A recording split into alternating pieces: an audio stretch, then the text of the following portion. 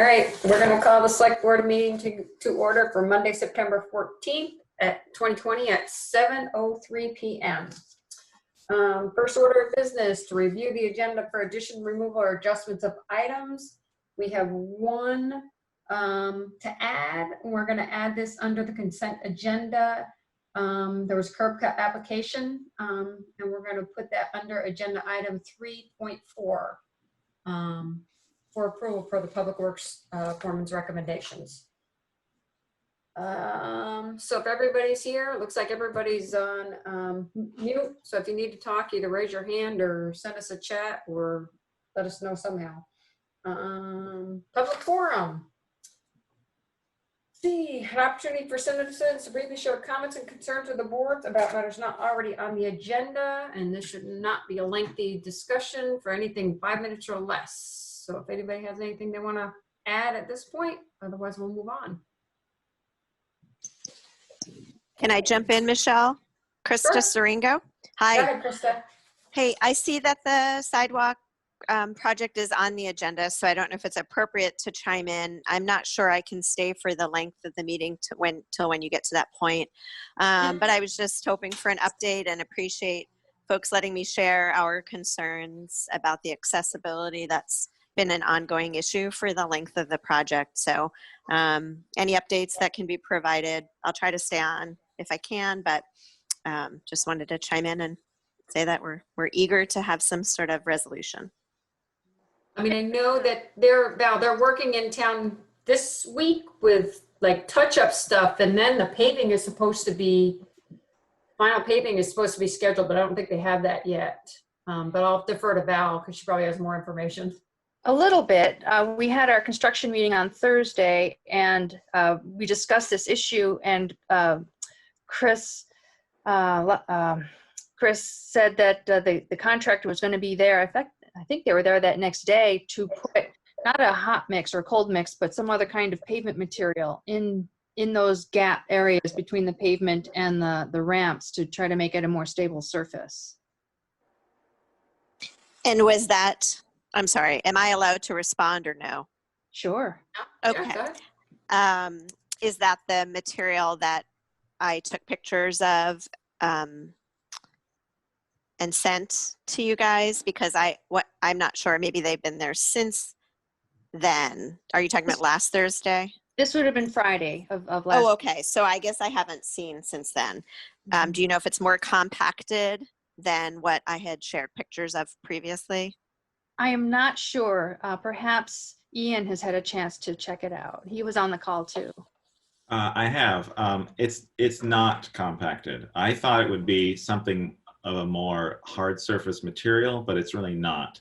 It's sort of a more fine gravel-like material, and it's very similar to what you took pictures of, Krista. And I'm a little, I guess he gave us a name for it. It's like recycled asphalt, and I in my head imagine something more firm, but it doesn't seem to be. I did notice differences in a few areas where they put this down, but it just seems to be like a gravel material.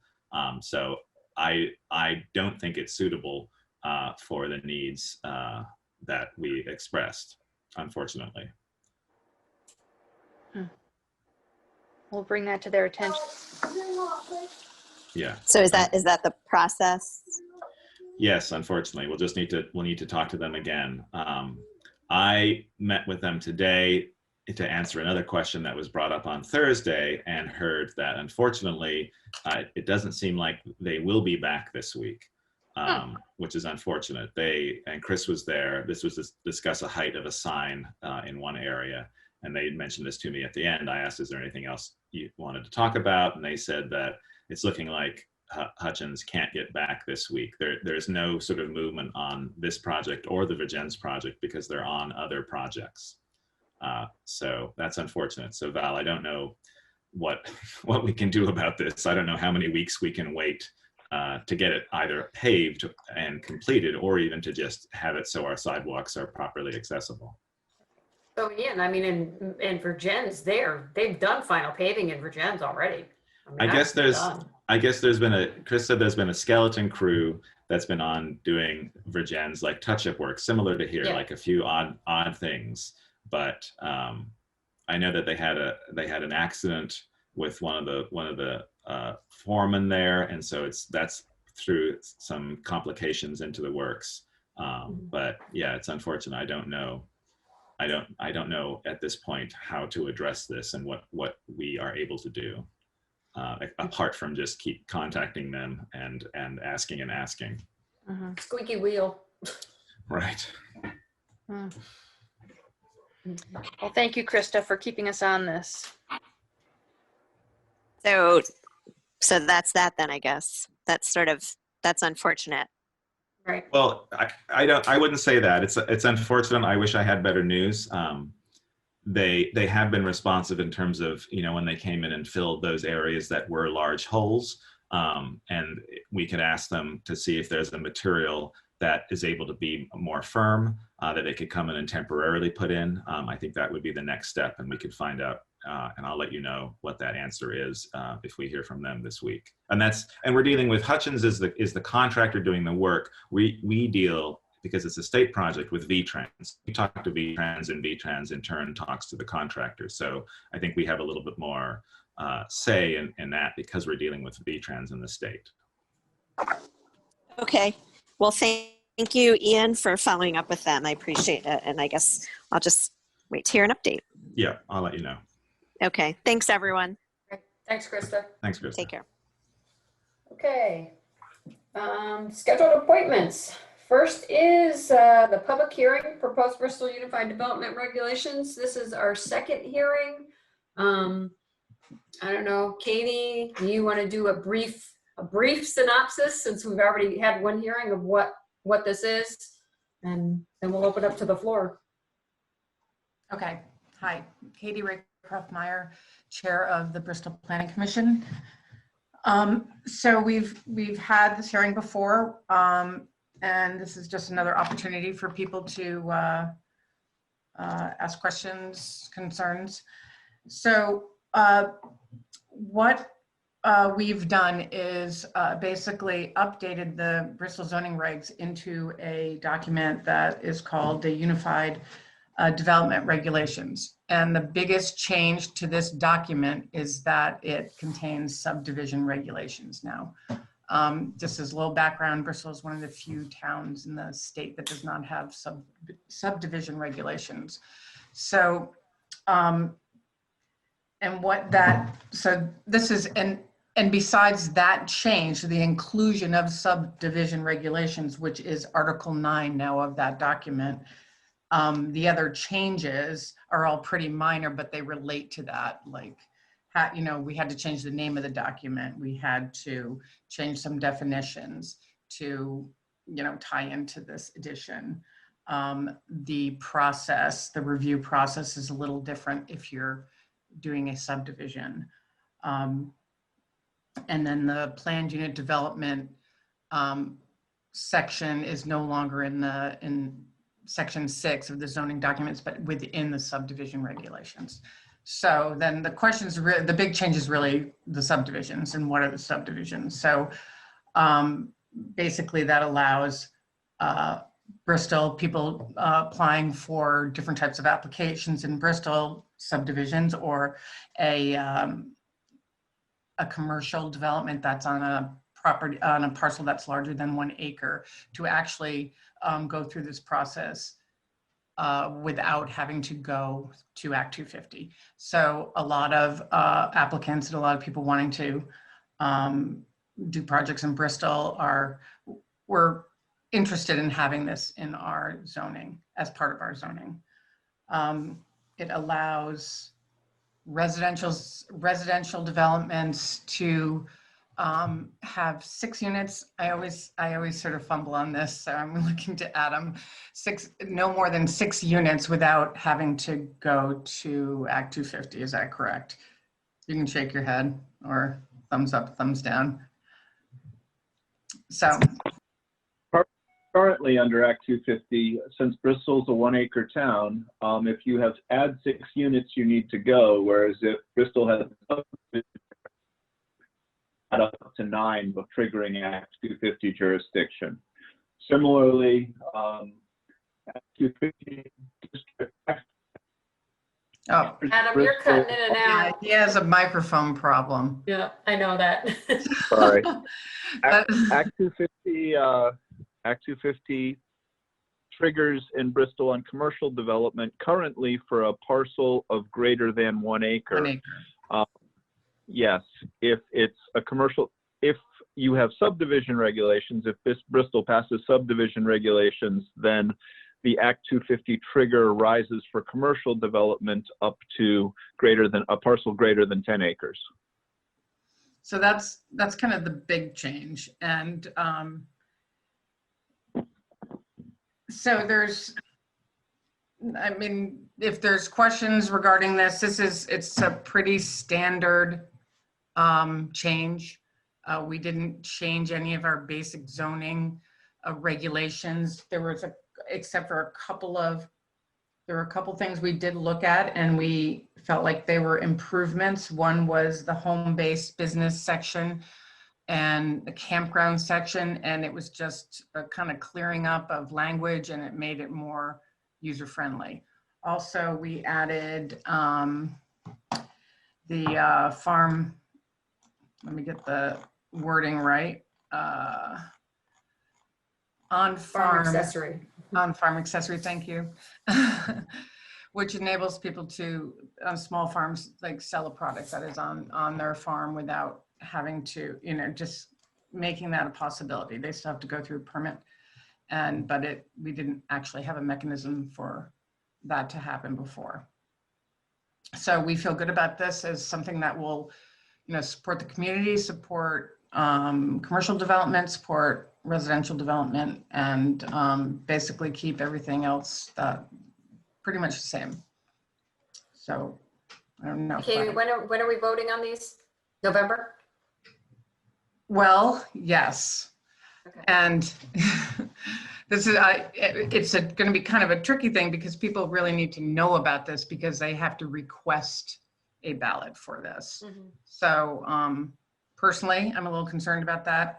But I think that we just need to really get the word out and let people know this is out there, and make sure, it's accessible to read and let people know when they have to get that information. Adam, you wanted to say something? Yeah, in order for this to go to the public vote in November, the select board has to basically close its hearing and then have a vote to send it to the voters. Right, okay. So I figured they knew that, but maybe they didn't. good, I just wanted to be clear. No, that's good that you do that. Okay, does anybody have any questions for the Planning Commission about the new regs?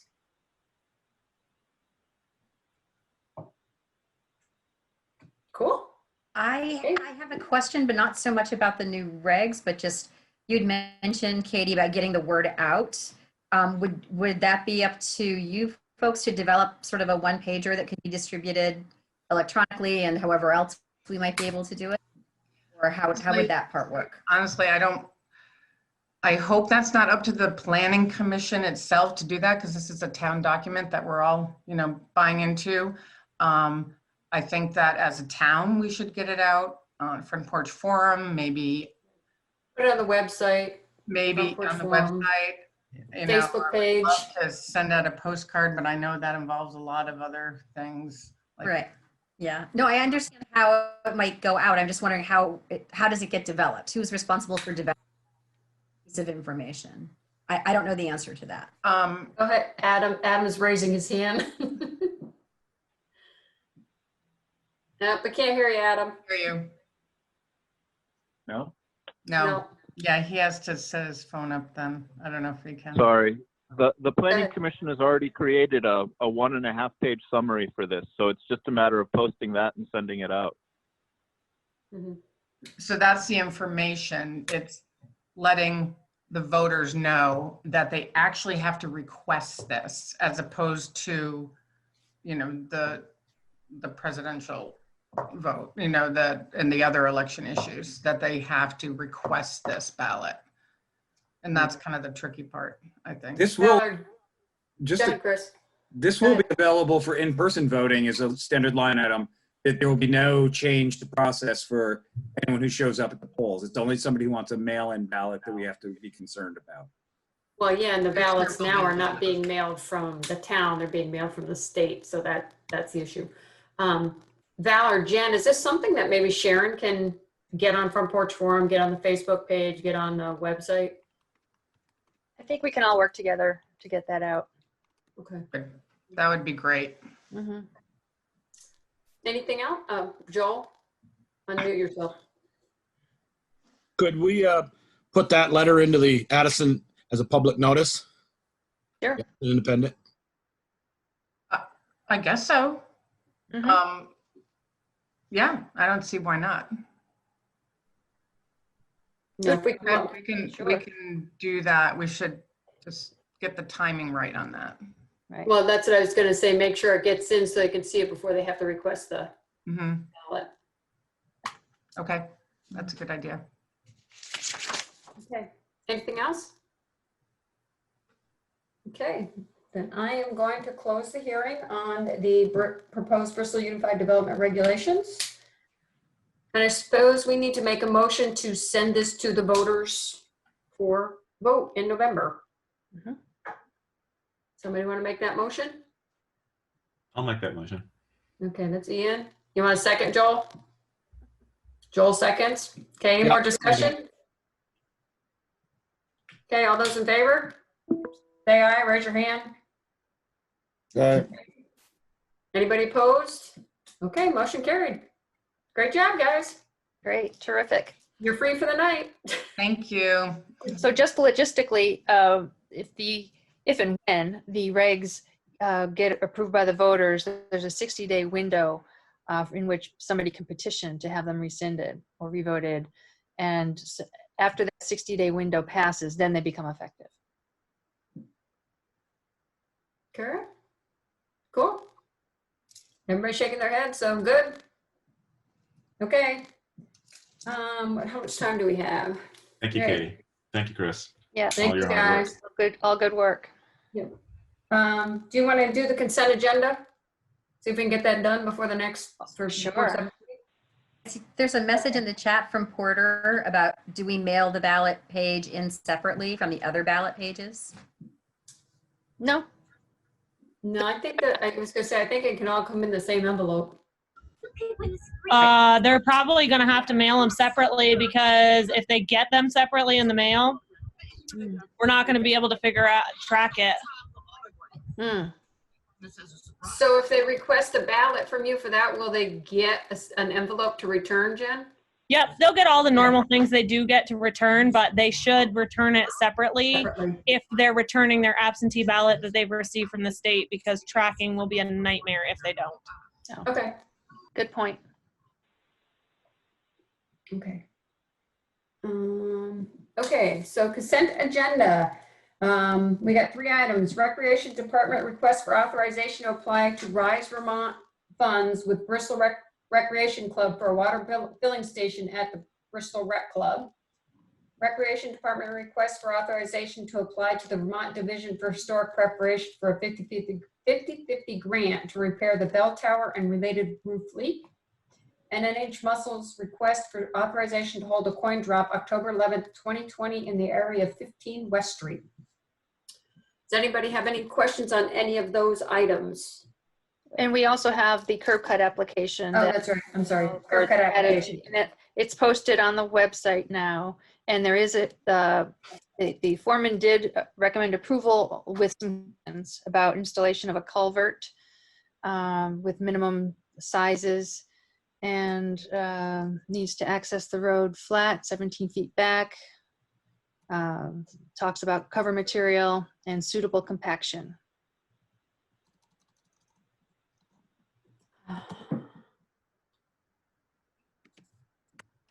I'm just looking at it because I didn't get to see it.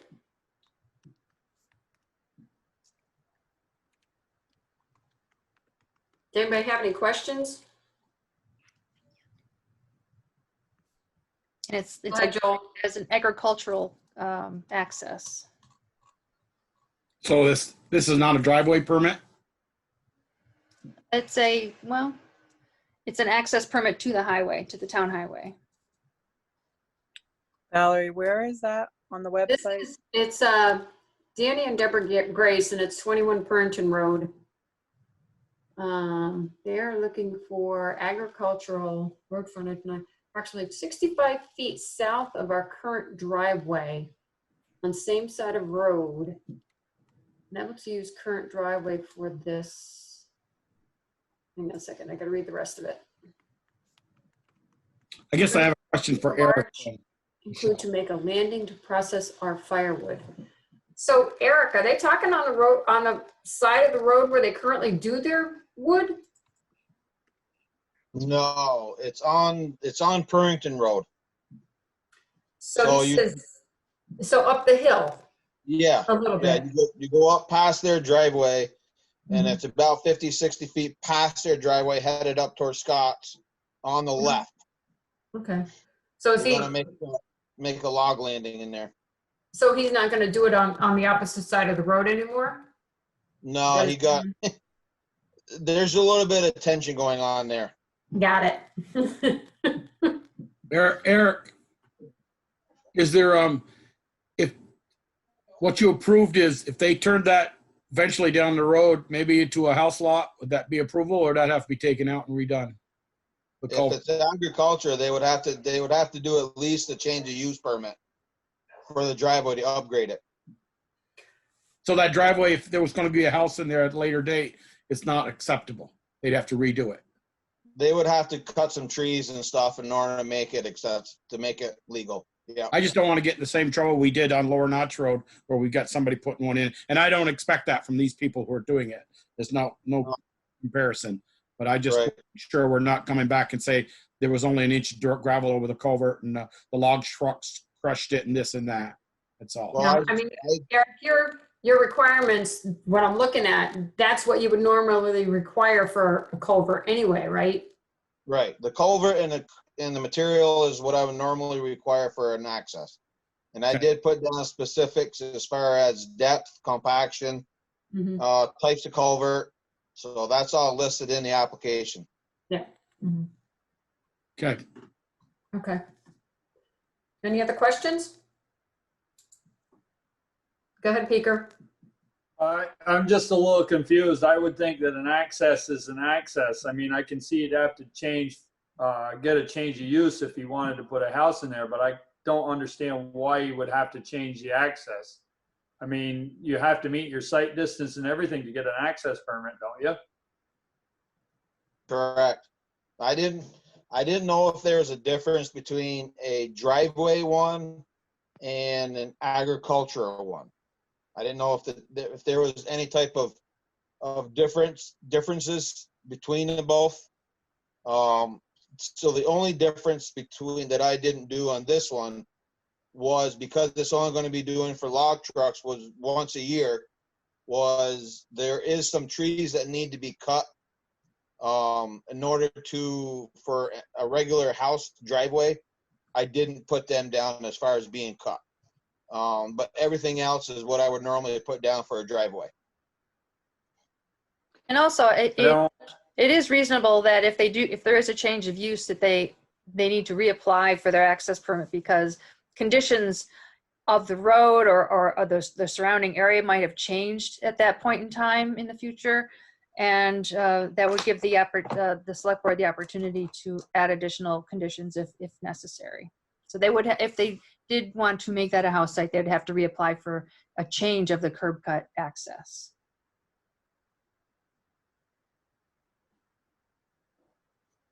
That answer your questions, Peter? Well, that answers that question, but if it just bringing, is this to process their own firewood or are they processing firewood to sell? No, this is his own. Right. This is his own that he uses for the year. So the log Okay, truck would be because in there one time in the year, and that would be it. Well, I was just asking because if he was selling it, it would mean he would be going out with firewood, so it'd be in Right. and out. So Right. that was Right. my reasoning. No, just one load peaker. Got it. I'm good. Okay, so you want to make a motion? I will move we accept the consent agenda. Somebody second? That's Joel's second. All in favor? Aye. Anybody opposed? Okay, motion carried for the consent agenda. Excellent, thank you. Okay, so we're at 7:29. Shall we do the public hearing? I think we're close enough to 7:30. Okay, we have a public hearing, alleged dog ordinance violations. Travis Manning, potentially vicious, neglected, unregistered dogs running at large in Vincent Drive vicinity. So let's see, who do we have here? Hi, good evening, everybody. My name's Here's Matt Matt. Barron. Okay, Matt. And Amber Barrows is not able to be, not able to participate. Okay, and we haven't heard from Travis? No, although we do know that he did receive the certified letter. Okay. You guys have all read and reviewed the documents? So Matt, how's it going recently? Because I know Bruce has been up there. Yeah, I haven't seen the dogs in probably a couple weeks, Okay. which is very nice. Is that because he's kept them home? I don't know. You don't even see him at all outside? No. Go ahead, Joel. Jen, have the dogs been registered yet? No. No. No. No. No, they have not. Sorry. No. So that's an issue. I mean, we have to deal with that because this is the second year that we told him to get him registered and he hasn't done that. Bruce has already given him a citation, I think, for that. And Right. running at large. Bruce, has he paid those? See Bruce on. Not yet. Not yet. Bruce, you're in the dark. Oh, there he is. Sorry, Bruce. So what's your thoughts, guys? I think we have Bruce visit him again. He says he has to the end of the week. If not, we're picking him up by Friday. We're picking him up and taking him to Homeward Screwed around Bound? with Travis. I've known Travis personally. We screwed around with him too long. He's gonna. So if we pick the dogs up, what are we doing? Taking them to Homeward Bound? Wherever. Or we're holding them until he pays his fines and gets them registered? Correct. Okay. Isn't there also a case or a cruelty case you said something about, Valerie? There was a complaint about neglect. Neglect, sorry. Did go to the site and he mentioned that it's still being investigated. Go ahead, So Matt. the dogs are clearly emaciated. I mean, you can see the ribs poking out. They just, do not look fed. So. Go ahead, Darla. So if the dogs are removed and brought to Homeward Bound, if he chooses not to pay the fines and not to register them, what's the next steps? What's the responsibility for the town after that? Well, if they're taken to Homeward Bound after 10 days, they don't get them back. Okay. They're put up for adoption and the previous owner cannot go in and adopt them. Just so I'm clear for my notes, are they put in the pound for 10 days? I Or they're think that's what we're discussing, Tasha. Okay, sorry. So what are you guys thinking? I mean, do we put him in the pound and hold him until he pays, or do we just take him to Homeward Bound? What's our contract with Homeward Bound say? Do we have to keep them?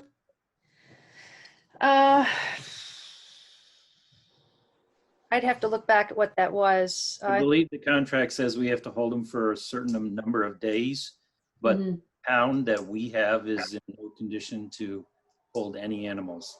Mhm. Is there a protocol? Have we gone through this before? I I don't think we've ever gone to the point where we've actually gave them up to Homeward Bound. They've been in the pound in the past. Well,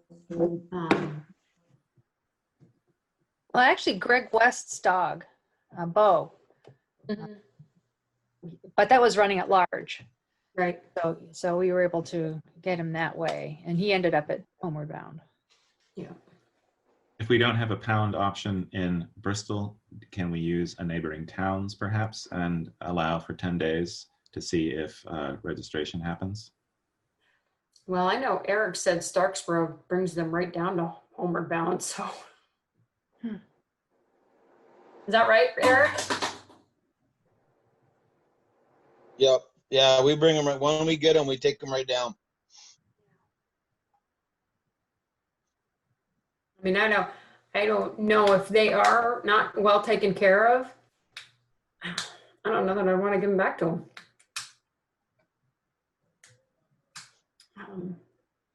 But if the pound isn't where we can keep them, then what do we do? What's our choice? We have to bring them to Homeward Bound. I'm reviewing the contract right now. It refers to stray dogs. Yeah. Well, I guess we need to figure out, yeah, what our arrangement is when Homeward Bound. And then if we don't have a pound option in Bristol at the moment, then it seems like that would be our only choice if we wanted to do that. Given that we haven't had communication with the owner for this past year or longer, and the problems have still persisted, it seems like the Homeward Bound might be the best option. But I also don't want to, we don't, unless Bruce, you've seen the dogs and you can see neglect, I don't want to assume that that's happening just without confirming. The neglect case is ongoing. It hasn't been closed yet, and a decision hasn't been made. Okay. Bruce, what would be the process for that? The neglect case? Correct. Yeah, we're in contact with somebody from the vet's office to assist us in determining the condition of the animals or the dogs. Well, if you can't find, or if you don't see them, how can they assess them? Well, we've been there. We have pictures of them. We're just trying to follow the process to make sure we have enough information. Okay. Joel, go ahead. If the separating the neglect, and if there was no neglect and they were very healthy, could we still take them? Because they haven't been registered in 2 years and running around. That is a definite violation. Okay, then I think we still, neglect or not, I think we ought to pick them up until they get paid and some kind of, if they get all paid, and then we need to talk to them about how you're going to impound them, keep them off from running around the neighbors, killing chickens and things like that. I did. Yeah, but where are we gonna put them? That's the question. I say for 10 days, we check. We have until the end of the week. If we need to go a little longer, I'm willing to. But if Valerie checks with Homeward Bound and says our pound at the time is not possible to them, and we bring them one or two dogs, right? Yeah, correct. Two. And bring them right there and hold them for 10 days. And then if no registration, no word from him, we have them put them up for adoption. Homeward Bound's contract has a very specific provision that says that they will accept stray domestic canine animals from the town. This contract does not, and that's bold-faced and underlined, provide for any holding period for dogs seized by the town due to town violations or for rabies observation. This contract is limited to stray dogs from the town. Okay. Well, if they're not registered and they're picked up outside, they're stray dogs. Yeah, but if Bruce has to go get them, they're stray dogs. Nice try, Beaker. I'd say, as Joel suggested, if we can talk to Homeward Bound and just ask, because our pound isn't currently passable, if they would make an exception for this time. Right. So are we all in agreement? We think that we need to take them, but we need to find out where we can put them before we can take them. Yep. Is everybody, Eric, go ahead. the last dog issue that we had, other than the one where we kept it in Bristol's pound, there is another facility, I believe it's in Virgins. That it's not Homeward Bound, it's another private. I believe it's Comfort Hill there. There you go, Comfort Hill. Comfort Hill Bull. Kennels. Mm-hmm. We took the last 2 dogs that we picked up to Comfort Hill, and we kept them there until our parties paid their fines and registered the dogs and all that. We took them there. So was part of that payment though, them paying for the fee at Comfort Hill? Yeah. Well, they didn't pay it all. We kind of split it with them, give them a little bit of a break. But yeah, you'd have to call out to Comfort Hill, which one of our select person did, and explained to them the situation, and they were good with taking them. Mm-hmm. And then you don't run into that whole Homeward Bound thing. Yeah. Mm-hmm. So. Well, that's an option, Val, if we want to call and figure that out. But I would imagine the town would be on the hook for all the fees. Probably. Boarding. Mm-hmm. But I mean, my guess is we give them, if we're going to do that, we give them a set date to have the fees paid. And if they're not paid, then they go to Homeward Bound and, you know, whatever date we decide. If it's, you know, if we're saying we're taking them and Bruce has to go get them tomorrow, and we're saying, okay, by the end of the week, you have to pay all your fines and pay your registration fees. Otherwise, they're going to Homeward Bound. That's 3 days. Right. If not, it may be 5 days, which will be Monday. What's your guys' thoughts? I guess I wonder, do we know if this family has the means to care for the dogs? I mean, I don't know the family. Is it a matter of neglect or just not having the means to properly care for them? And I don't know that that's a concern for the select board and what we're deciding, Darla. I mean, I don't think we can take that into consideration. I guess my thought was, go ahead. No, my thought was just, are we compounding on a problem that might already exist? You know, if we're asking him to pay a fine and then we're asking him to pay billing fees, I'm wondering if we're compounding a financial issue that might already exist there. It may be, except that they're in violation for 2 years. If they can't really afford that, then they probably can't afford the animals they got. And I understand that too. Yeah. Anybody else? Thoughts? Oh, cold out here, Kate. Joel or Peeker? I mean, what do you guys think? We pick them up and check with Comfort Hill and give them till Friday, give them till Monday? I think I would give him to the end of the week to pay his fines and get them registered. And if not, then we pick them up. And we pick them up and take them to Homeward Bound? Well, I don't know if Homeward Bound's not going to take them if I understand the way we're reading the contract right. Well, this will give us some time to explore what those options might be. Homeward Bound or Comfort Hill. I mean, well, the question is we say to him, you have until Friday to get your fines paid and them registered. Otherwise, we're taking them and giving them to Homeward Bound. Then I don't think that's a problem. It's not they're not holding them. At that point, they're being surrendered. Yeah, because even if we took them to Comfort Hill, if Homeward Bound says, no, your contract doesn't say that, and then he doesn't want them, 10 days are up, we have to send them to Homeward Bound so they can put them in their adoption service, correct? Comfort Hill And won't. they have to hold them for so many days before I think they can put them out. I think it's 10 days there. And so if we hold them, if we hold them for 10 days, then that 10 days, then when they get them, then I think they can immediately put them up for adoption, but I'm not sure about that. Right, that's what I was wondering. If we had them at Comfort Hill, let's say Homeward Bound can't take them. We took them to Comfort Hill for 10 days. They eventually would have to go to Homeward Bound, I would think, for adoption. Right. Yeah, because Comfort Hill doesn't do that. Mm-hmm. Well, I think if we give them till Friday, that does two things. It gives us a chance to get our ducks in a row. to make sure we know where we're going with them when we pick them up. And it gives him a chance if he wants his dogs to pay for them. Okay, I'm fine with that. Everybody- I think that's a good idea. okay. Everybody in agreement with that? Do you need a motion, Val? Yes, please. Okay. Speaker's out of motion? Yes. Okay, somebody second? Second. Joel seconds. Okay, any more discussion?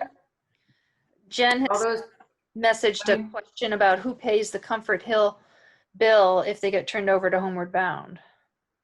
unfortunately, my guess is the town's gonna get stuck with it. I mean, and that, I think, Jen, that's why we're saying we'll give him until Friday and then say if he doesn't pay, they're surrendered, and then we can take him right to Homeward Bound.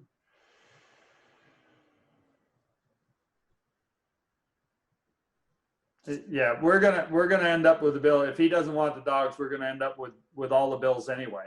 That's Right. just the way it's gonna work. There's no way we can, I don't know of any way we can recoup our money. You can this way, that right now with the with the situation as it is, it's consuming a great deal of other resources of my time and Bruce's time. Right. And other administrative time that once this is taken care of, it'll be done rather than drag it on and on and on. Hopefully it'll be done. And it's also affecting residents of the town. It's not Right. it's an isolated issue with the owner and the animals. It's affecting other people. Okay. So, No, question, who seconded it? And, Joel seconded. I lost my thought. Oh, what day are you, like, is it Friday you would go pick up the dog, like Bruce would pick up the dogs, or? Right, that- Friday the 17th, if he doesn't have his fines paid and the dogs registered, we will pick up the dogs. You wanna say noon? So that there's a time instead of just Friday, Yes. noon on Friday? Noon on Friday Friday. at noon. And does he get notified of that? Or he does, spend, well, sort of. We would need to put this decision in writing, and it would need to be delivered to him directly somehow. And certified mail probably won't be timely enough. Well, no, won't be enough time, not the way the mail's going nowadays. Right. I can put a letter, I can put the order together tomorrow and email it to perhaps Bruce. Would you be available to deliver it? Available and willing. Yeah, it'll also give me an opportunity to view the dogs again. Yeah, okay, that'd be great. Thanks, Bruce. Thank you. Okay, we good with that? Matt, you good? Yes, I am. Thank you all very Okay. much. I appreciate it. Thank you, Val. Thank you. Bye-bye. Okay. Yeah, we need to vote. There was the other question of the chickens. I talked with Amber and I also consulted with the Vermont League of Cities and Towns and tried to look in the state statutes for any guidance about how to deal with animals that are killed by dogs. And it's quite silent on that. The state statutes allow for dogs that kill other animals to be killed themselves and to be humanely dispatched, but I don't think that's I don't think that's the direction we're going.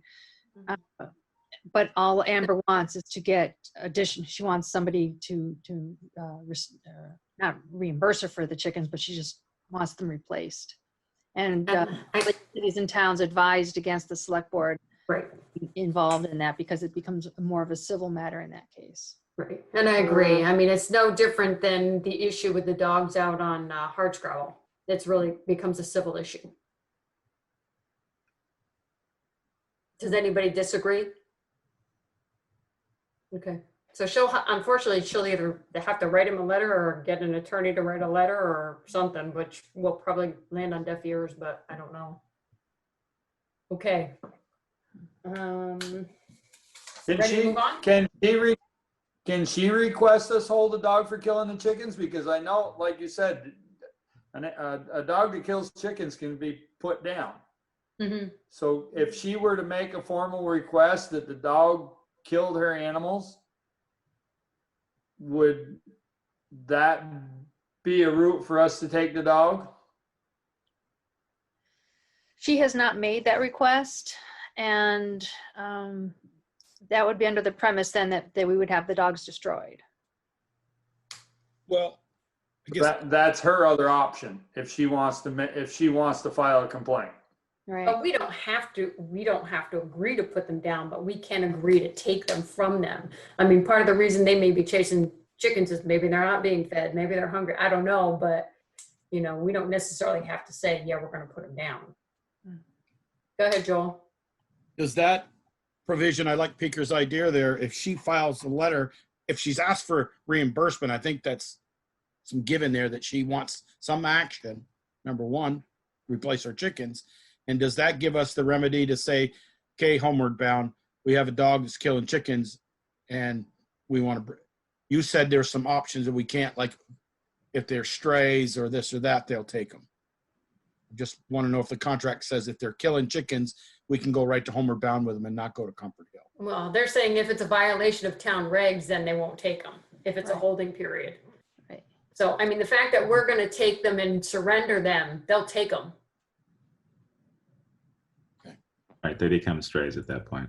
Well, Right. so we need to vote on this one too, Michelle. Yeah. Right. Okay.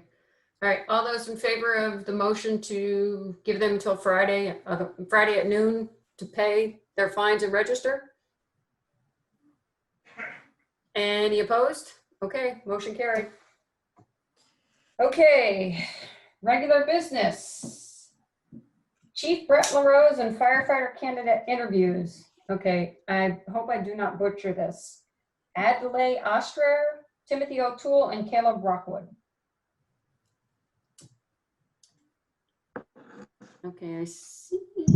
I believe Brett Oh, and the others are on board hello. here. Hello, this is Chief Brett LaRose. Go ahead, Brett. Hi, we're not prepared because we're not following the agenda. So, and I don't have my 3 recruits on the phone yet. Well, you got 2 of them. 2 of them are here. Okay, because I told them all I would send them a text right before Mark Bouvier did his thing about the coin drop. But Sorry. Well, Brett, we can move on and then you can send us a chat when you're ready? sure. Okay, no problem. Okay, next order of business. Consider Acorns AES 3 Bristol landfill stormwater permit cost sharing proposal. So now I have a quick question about this. So I read through the proposal. So my understanding is that because they're putting this solar farm on here, they have to amend the stormwater permit. Is that correct? Or another way to say it is the stormwater permit needs to be amended.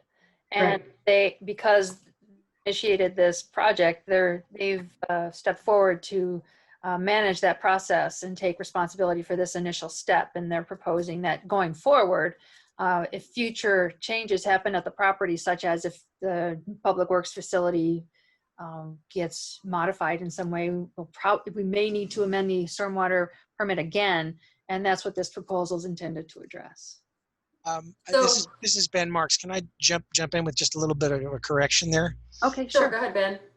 So hi, for those of you who don't know me, I'm the president of the Acorn Energy Co-op, and I've been working with Eric Paniff on this issue. It was actually my understanding that there is not currently a stormwater permit for that parcel, and maybe that's factually incorrect, but that's what was represented to me, that the town was grandfathered in to the stormwater program because the town garage and the road were in place before the current stormwater regs were put in place. So it's our understanding that there isn't a stormwater permit at all. Okay, that makes more sense. Right. So the situation is this: the stormwater permit or the stormwater regs are triggered if you have over an acre of impermeable surface that you're proposing to construct. In our case, we have 0.2 of an acre of impermeable surface, which is the concrete ballasts for the proposed array. So that's what's keeping the array in place from being blown away in a strong wind or tipped over in a strong wind. Ordinarily, the 0.2 acre impermeable surface would not trigger by itself the need for a permit, But because this is seen by A&R as a change to an existing grandfathered site, it is the entire impermeable surface is now being considered by A&R as part of the proposal to change the landfill cap by placing these concrete blocks on top of things. So we were trying to figure out what was an equitable way of dealing with this, given that our construction wouldn't by itself trigger a change, but applying for a stormwater permit was probably not something that the town had in mind just yet. So if you were in the future to expand your town garage or expand the width of that access road, at that point is when we're proposing to sort of turn over the financial responsibilities for the stormwater permit to you guys. So that's the basis of the request, is that it's something that the town probably wants to have control of on its own, in the sense of, you don't want us to be the owner of the stormwater permit that governs your town shed. But there are a couple of financial hurdles to clear in order to make this thing go forward. We have an interest in doing it quickly. You guys probably have an interest in owning it long term. And that's why we've come to you all with this proposal of how to split these costs. Okay, so Ben, let me ask you this. I don't know if you'll know the answer to this. So you guys get the stormwater permit from the state. If we do decide to do something with the town garage, police department, whatever, do we then have to amend the permit so A&R then comes in and gets basically a second chance to say, okay, now that you're doing this, we have to do more work or more whatever. review? Is that your understanding? That's my understanding, yeah. So you'll get the permit, but then if we do anything, we'd have to then do an amendment. And at that point, that's when the cost sharing would come into play. Otherwise, you guys would pay the full price until that point. Yeah, that's what we're proposing. So the idea is we would pay and let me just go over the fees. I mean, there's a $680 application fee, which we would pay. And then there's an annual fee of $160, which is sort of A&R's, what is the polite way to put this? It is the ongoing cost of running the project with that permit in place. Right. And then every 5 years, there's a renewal fee, which currently stands at $240. And you know, the percentage of the overall impermeable surface after the ballasts are built, AES3 would have about 13 or 14% of the total impervious surface, and the town garage and the town's driveway would account for the other roughly 86%, 85, 86% of the impermeable surface. But you guys wouldn't bear any of these costs until you decided to do something with your side of the property, and then we'd sort of turn it over to you and say, thanks very much. It's on you guys from here on out. We're a portion of it anyway. Okay. Does anybody have any questions? Go ahead, Joel. Ben, just one little small correction. That permit every 5 years has to be approved by an engineering firm. Yeah, that's right. So there's a hidden cost there of the engineers, whatever the engineer charges to review it, and I don't know whether they're stamping it or just it's a letter from them. But yeah, you're right. There is an engineering review that's part of that. So you're saying right now you would do the cost, everything up front, and then I'm just worried about the other side. If the voters don't approve a new town barn, Michelle, or we go off site somewhere else, we may abandon that site. I'm willing to think about sharing the cost if we get voter approval to build a site. But right now, that's a pipe dream right now to build a new town barn. Mm-hmm. We hope not, but we haven't got voter approval yet for it. Mm-hmm. Not sure I want to spend the cost of an engineering or all this permitting when if Acorn hadn't showed up, we could say to A&R, we're grandfathered. And I get what I'm saying. We're now opened up that can of worms. Well, no, I mean, Ben, on the bottom of the hill, and we're on the top of the hill. We're actually No, we offering to pay those costs until the town does something with its property. So if you Right. guys, So Joel, we're not, it's not out of our pocket until Okay. we actually do I'm something with not that quite property. hearing all of it, so that's why I want to make sure. Yeah, yeah. No, they're on the hook for it until we do something with that property and have to amend the stormwater permit. And then we should do the cost sharing. Is that something that we have Valerie work with Ben and that permit is in our name? Or it's switched over when? No, I think it has to be in the our town name because it has to be in our name because we own the property. Correct. Yeah, I think we're just talking, and I mean, about how this is memorialized. Maybe this is not what Joel was asking, but I'm proposing that we have some sort of a side letter agreement, which is just a one-page piece of paper between us and the town that says that, you know, basically that what we're proposing, that we will pay those annual fees until the town decides to do something with its property that requires the town to make an amendment. And honestly, if you guys let it ride for 10 years, then we pick up that cost. It's not a big number of dollars compared to the cost of the project. It was Right. just unanticipated. Right. No, get it. Okay. Any questions from anybody else? Go ahead, Peeker. So when it's all well and good that you'll apply and pay for the permit and everything, but what if they require construction of stormwater ponds and stuff of that nature? Because typically, being a new site, they're going to come in, and it's always been my luck to end up having to build a pond or stone line some ditch or something. I just don't want to be caught off guard by that expense.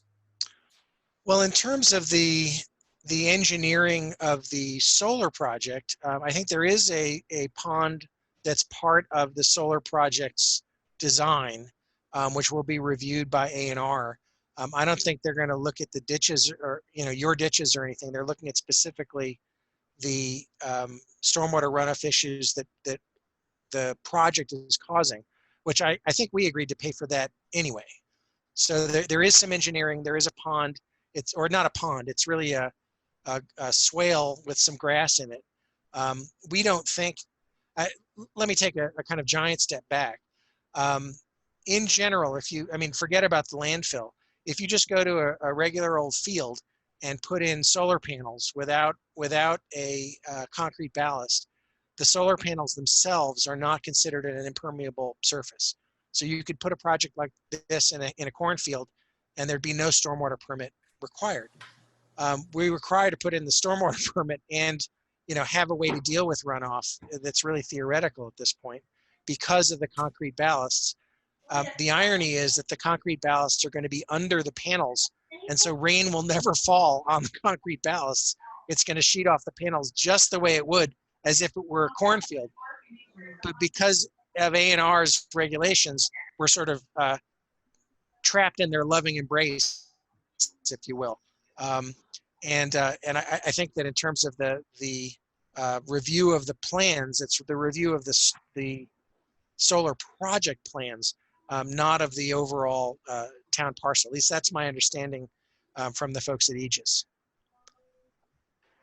Does that answer the question, or have I sidestepped? You didn't sidestep my question. It's just that if the whole site ends up incorporated in the stormwater plan, then there's gonna need to be some sort of stormwater construction, I can almost guarantee.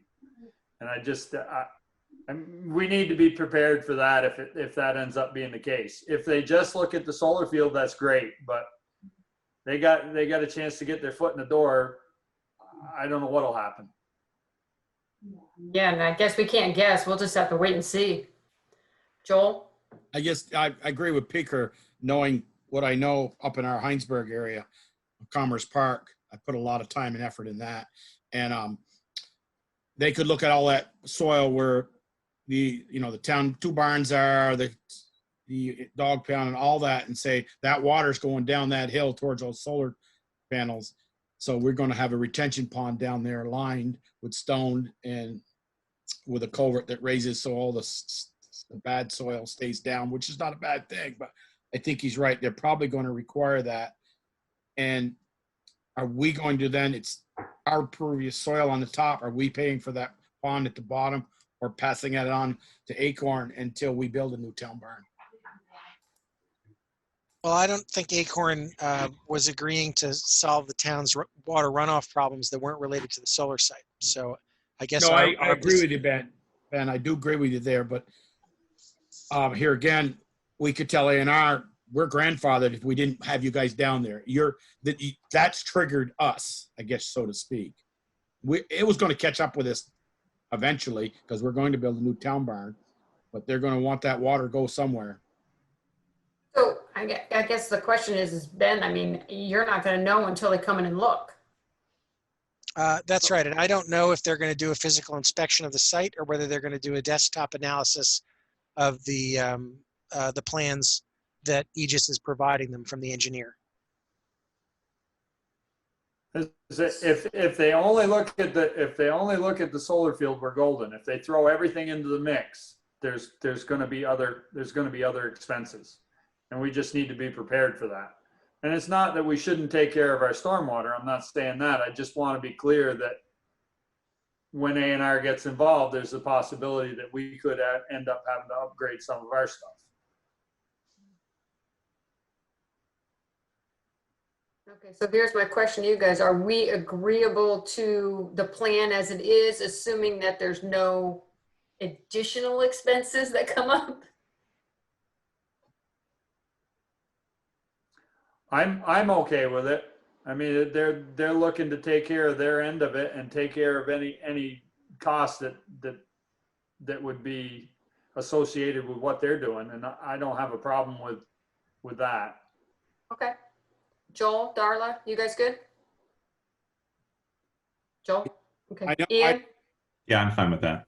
Okay. I agree with Peter. We're probably going to get some costs on our end, but it might not have been here if we hadn't had a solar field. But we got to deal with it sometime. Okay. So, motion that we enter into an agreement with Aegis based on the discussion and the parameters that were presented, assuming there's no additional cost. Okay, Peter moved. Somebody second? Darla second? Any more discussion? All those in favor, say aye, raise your hand, whatever. Aye. You're good, Darla? Okay. Any opposed? Okay, motion carried. Thanks very much, folks. And I should probably take this opportunity to ask if there are any other questions about the project. We have experienced a small regulatory delay because GMP, not the PUC, but GMP is doing a feasibility study for two other projects that are in the queue ahead of us. A 150 kW project that feeds into the same circuit and a battery project. And so we are sort of waiting for GMP to get around to us. They study these things in series as they come in, which they've said is likely to be at the end of October. So we had hoped to be further along before the PUC than we are now, but it's been about an 8-week delay for us. Hey, Ben, just a quick question. Has Devin, the athletic director at Mount Abe, talked to anybody there about their cross-country trail? I think we have gotten a question about that. And my understanding is that the Aegis guys are dealing with it. Okay. I just want to make sure he touched base with you guys. I think he did. I mean, we're open to having a cross-country trail around the project, right. But the project itself will be fenced really for the protection of everybody. I only wanted Tim to make sure he touched base with you guys to make sure he didn't put it somewhere where your fencing and your project was. You know, because they were talking about coming up to a certain spot, and I said, well, I don't know where the fencing is and where your project started and ends, so I told them they needed to talk with you. So I just wanted to make sure he reached out. I understand contact has been made. And we're happy to share the design plans with anybody who wants a copy. Okay. Yeah, Joel. Well, I got a question for Ben. Ben, has the design of the poles coming up the hill and through the streets to Autumn Harp, the old Autumn Harp industrial plant, is that those been laid out yet? I'm gonna say yes, because I can't imagine that we would have I mean, so our history was we filed our application with the PUC, which means that you have to have a complete design. The application was deemed incomplete because of this system impact study that I was talking about. But I doubt very much they would have been able to submit their plans if they didn't have proposed pole locations for every piece of infrastructure they planned on building. And if that's something that you guys want to see, I'm happy to get you copies. I was just wondering, living in the neighborhood, having them going right on by here, I'm just wondering, I see some of the poles are smaller and older, and I wonder how many are going to get replaced, or all of them get replaced and the old ones stay up, or what happening. Right. I don't know the answer to the question, but I can find out for you guys. I mean, typically the order of operations is you submit your petition, they deem it complete, and then notices and copies go to the town and the regional planning commission and adjoining landowners and everybody else.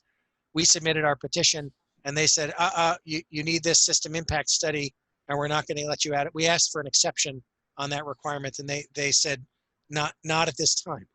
So that second step of making all the plans available to everybody hasn't happened because the application wasn't deemed complete.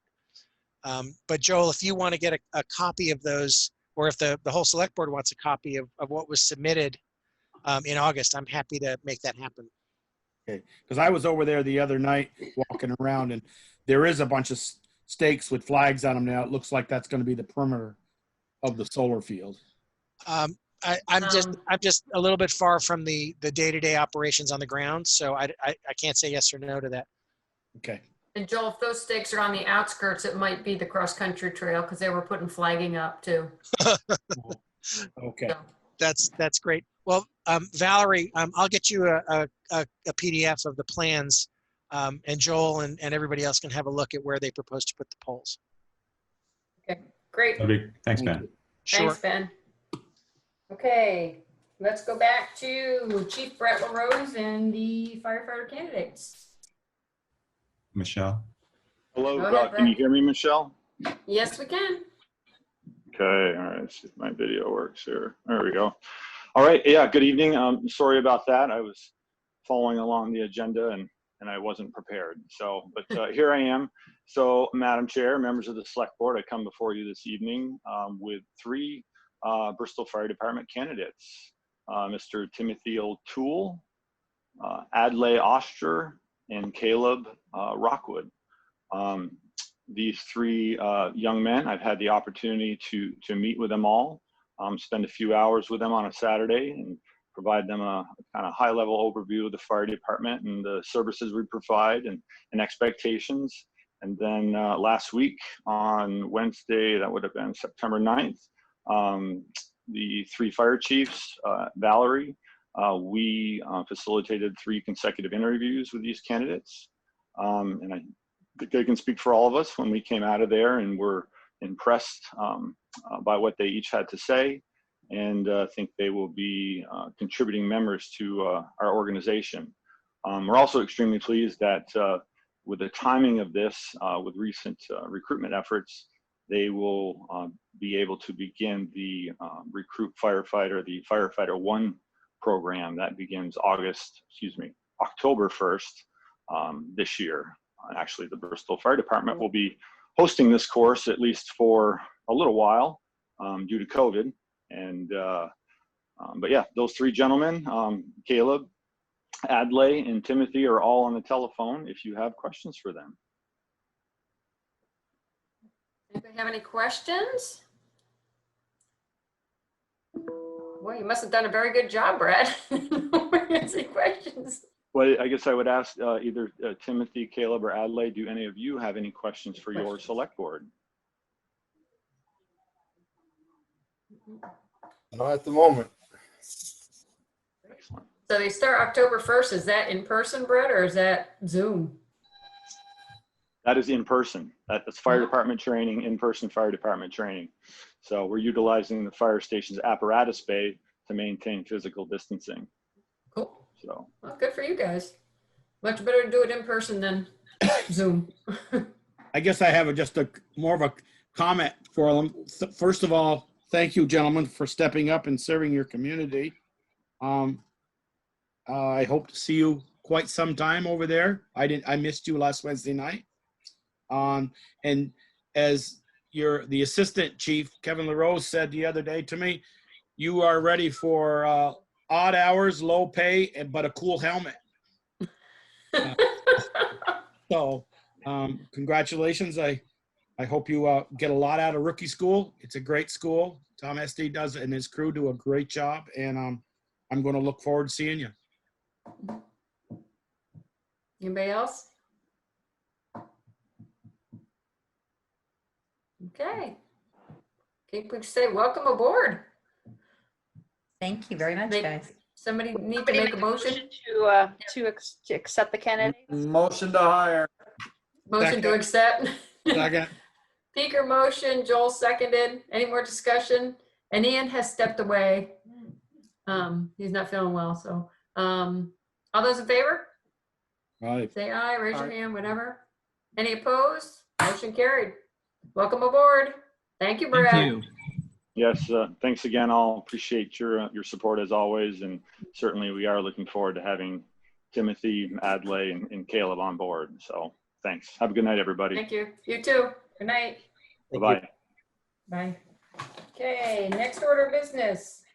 Stony Hill Pedestrian Scoping Study, findings and recommendations.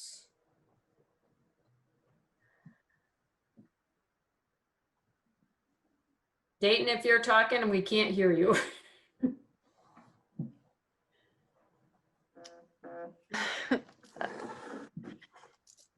Can't hear you, Dayton.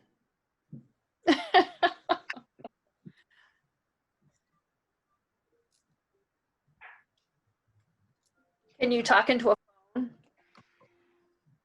Or disconnect or reconnect, Dayton, try and. And also, Dayton, I made you a co-host in case you want to share your screen.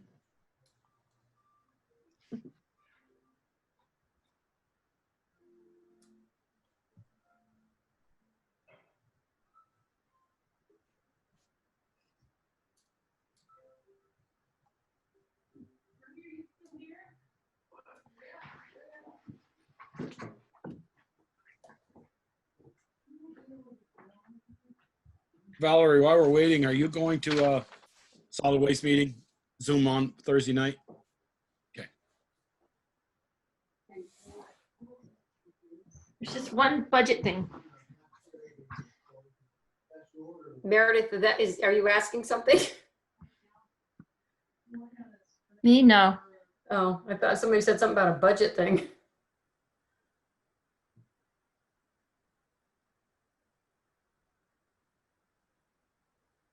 Yeah, the budget stuff is coming up a little bit later on the agenda.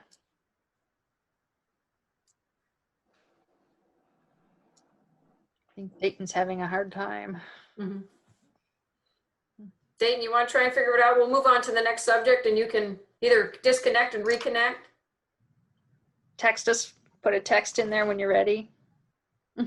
Okay. All right. So we'll move on. Next one is consider request to address Maple Street traffic concerns. Chris Urban. Hey, that's me. Thank you everyone for taking the time. Yeah, I'm Chris Urban. I live on 21 Maple Street, and I appreciate you guys listening here. So my family's lived on Maple Street for over 5 years, and I've got 2 young daughters of my own, age 5 and age 8.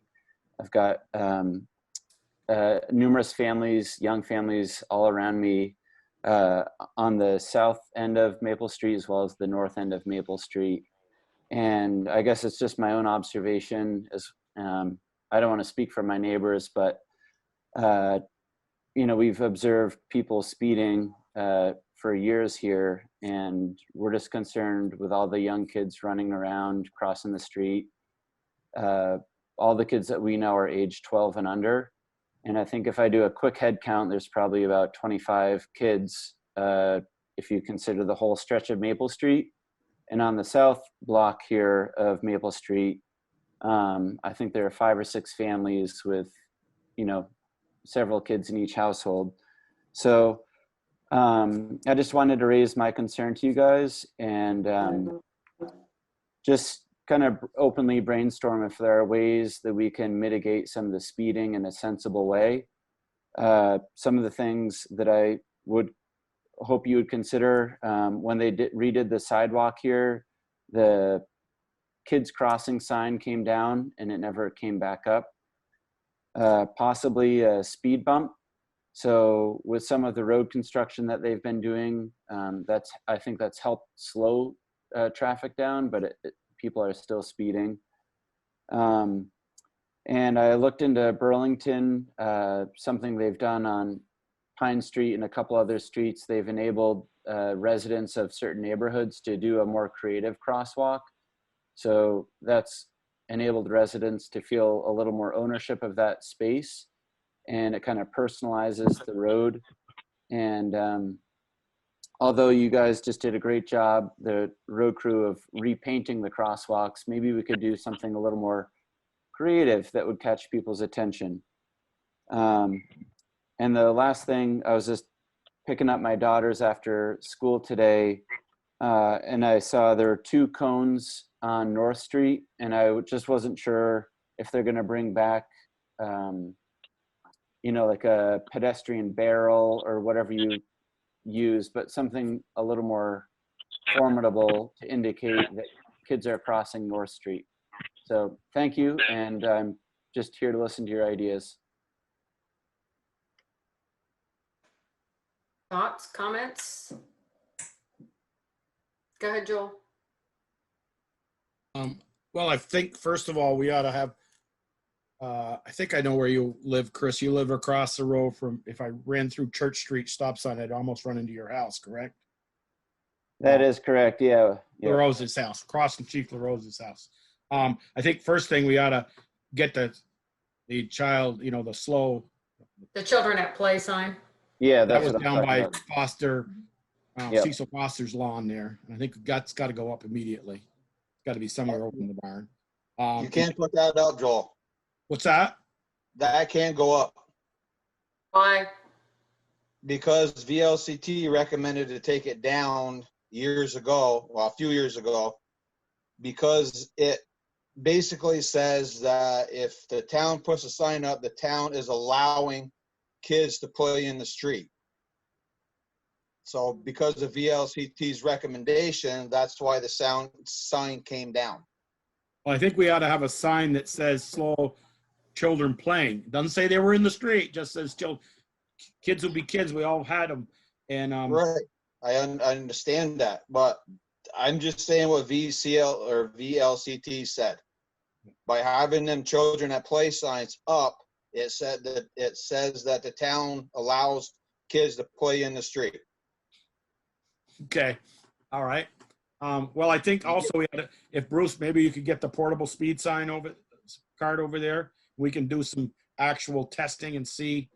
I'm not saying Chris is wrong, but see, I know they're coming off West Street and they're heading up the street, and that's where they're touching 30 or 35 probably, Chris. Not right now, they aren't. Not with that big bump at the end. Well, that's true. That's true. I mean, everything I'm going on is just anecdotal evidence. I don't have a speed radar or anything. Bruce did put up a speed radar maybe a year ago over near Travis and Mandy's.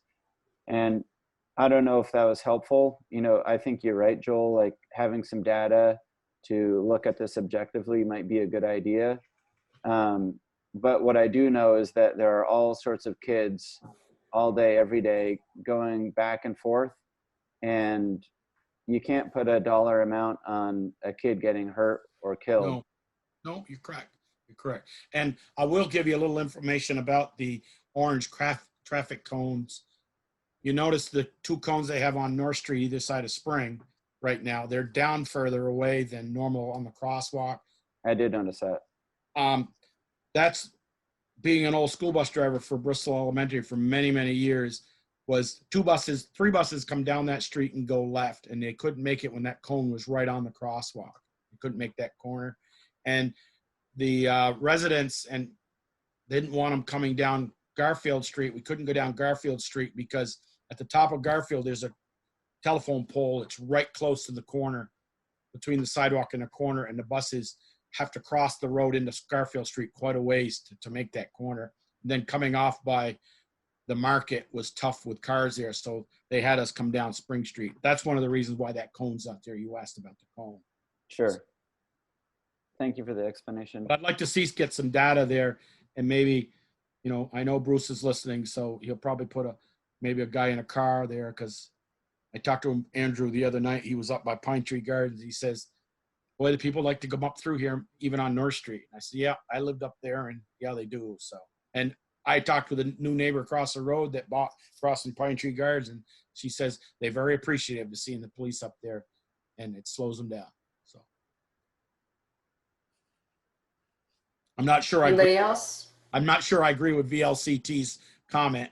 That's kind of like the one they told us they couldn't have one that said no swimming in the fountain. So if a kid slips, falls, and hurts himself in there, well, he didn't have a sign that said you could swim in there. So It's called liability, Joel. well, then why do we put up speed limit signs in the town? No.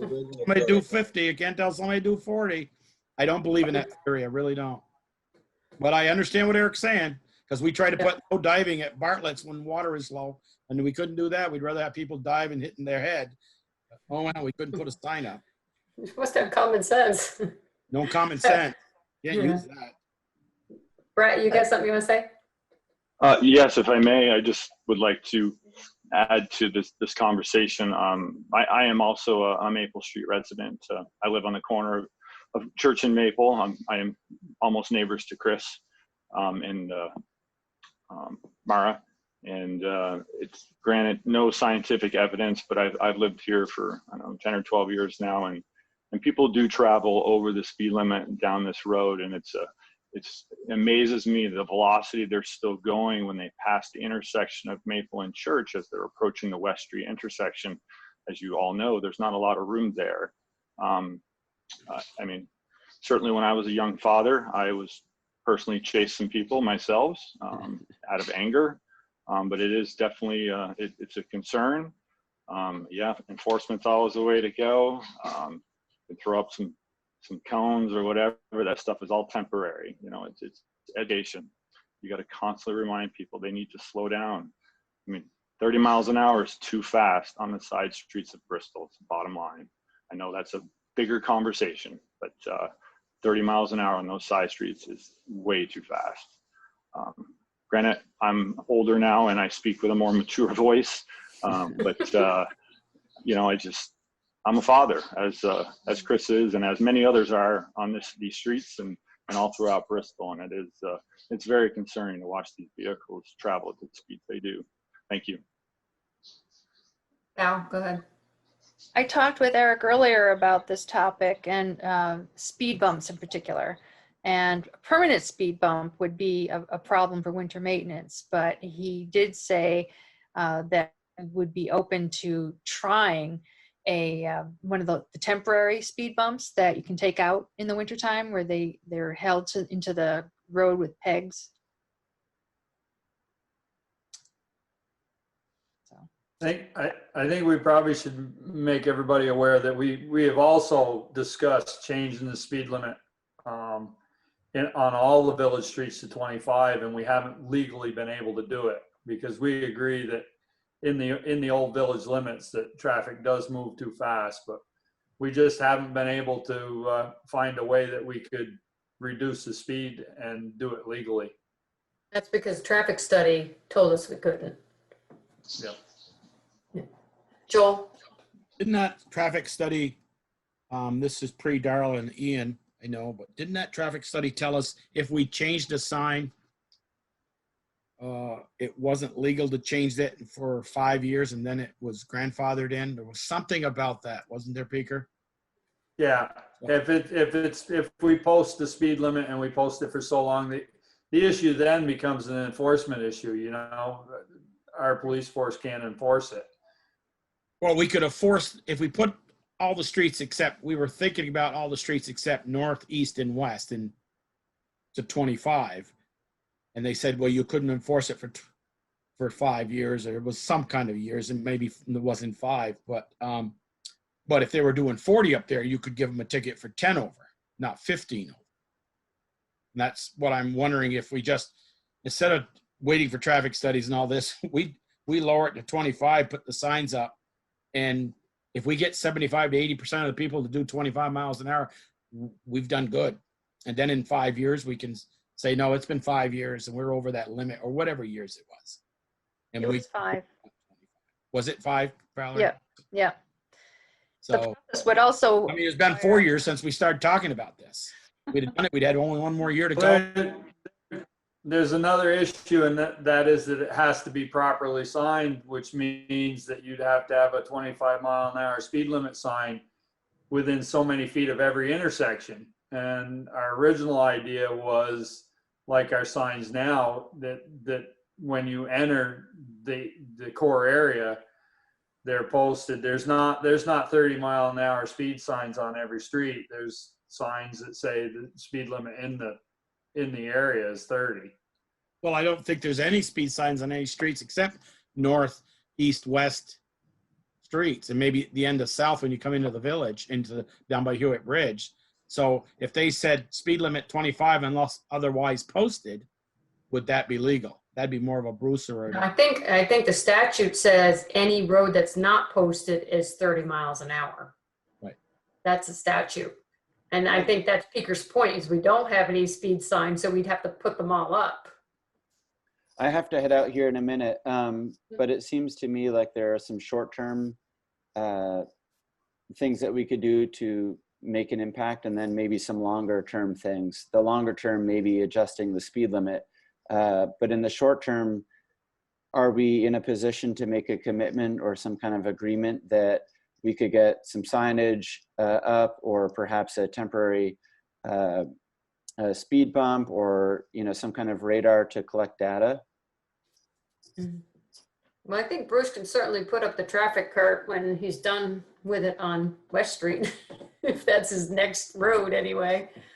We'll have to, I mean, this may be a bigger discussion certainly about the speed limit in the town. What are you guys' thoughts about the temporary speed bump? I mean, I don't know what the cost of that is, and if Eric's budget can handle that. I don't have a problem with it. No, I think it sounds I good. don't have a problem with it. Let's go ahead, Darla. You're muted, Darla. Sorry, my computer's touchy. I think it's like a good idea. I'm curious to know how it's held into the road and what that means for the road long term. Does that cause an issue with freezing and everything if it's pegged into the road? I'm interested to know that. But it sounds like this, having Bruce put the speed cart there and the temporary speed bumps sound like good and safe fixes for families. And it is a high density area with kids. I mean, I'm just really speaking on behalf of the south end of Maple Street, but if you look at the north end, there are a bunch of other families up there too. So I think it would, if you are thinking bang for your buck, I think it would slow traffic down and it would improve the safety for a lot of young families. Scott, did you have something you want to say? I also live on the south end of Maple Street here, and agree that there definitely can be some people driving too fast. Scott, we're having a hard time hearing you. Oh, try that. Is that better? That's better. Can you hear me now? Yes. Okay, perfect. I also live. We live on the south end of Maple Street too, and appreciate the traffic. There are definitely some surprisingly fast vehicles, for a side street, and looking at lowering the speed limit in the town and putting some signs and marking up with a sidewalk better, I think is definitely good. I do have some concern with, just a lot of us have bedrooms that face the street. It's a pretty quiet street, and I'm worried about the noise like a temporary speed bump would be with trucks and vehicles going over that.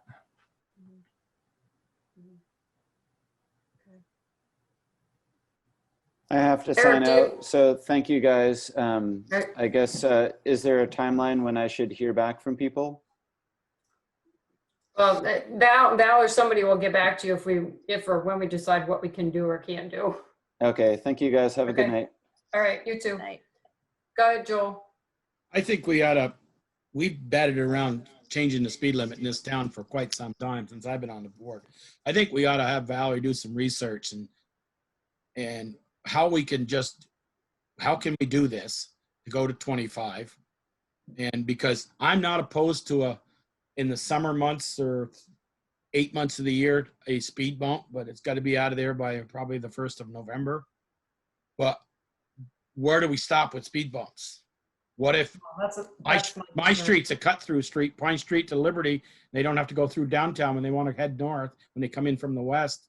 You know, is it Elm Street next? And then is it Pleasant? And then is it Taylor Avenue or Devonall Lane? Where do we stop with the speed bumps? I'm not opposed to it, but could we say, hey, it worked there, and then get more neighbors that want to put more of them in? I'm just want to know what that cost a bit would be versus we spend some money and get a study done and say we want 25 miles an hour. I mean, go through the town of Proctor. Their Route 4 is 25 miles an hour all the way through. So I'm not sure why we can't do it. Now, can we ask Adam?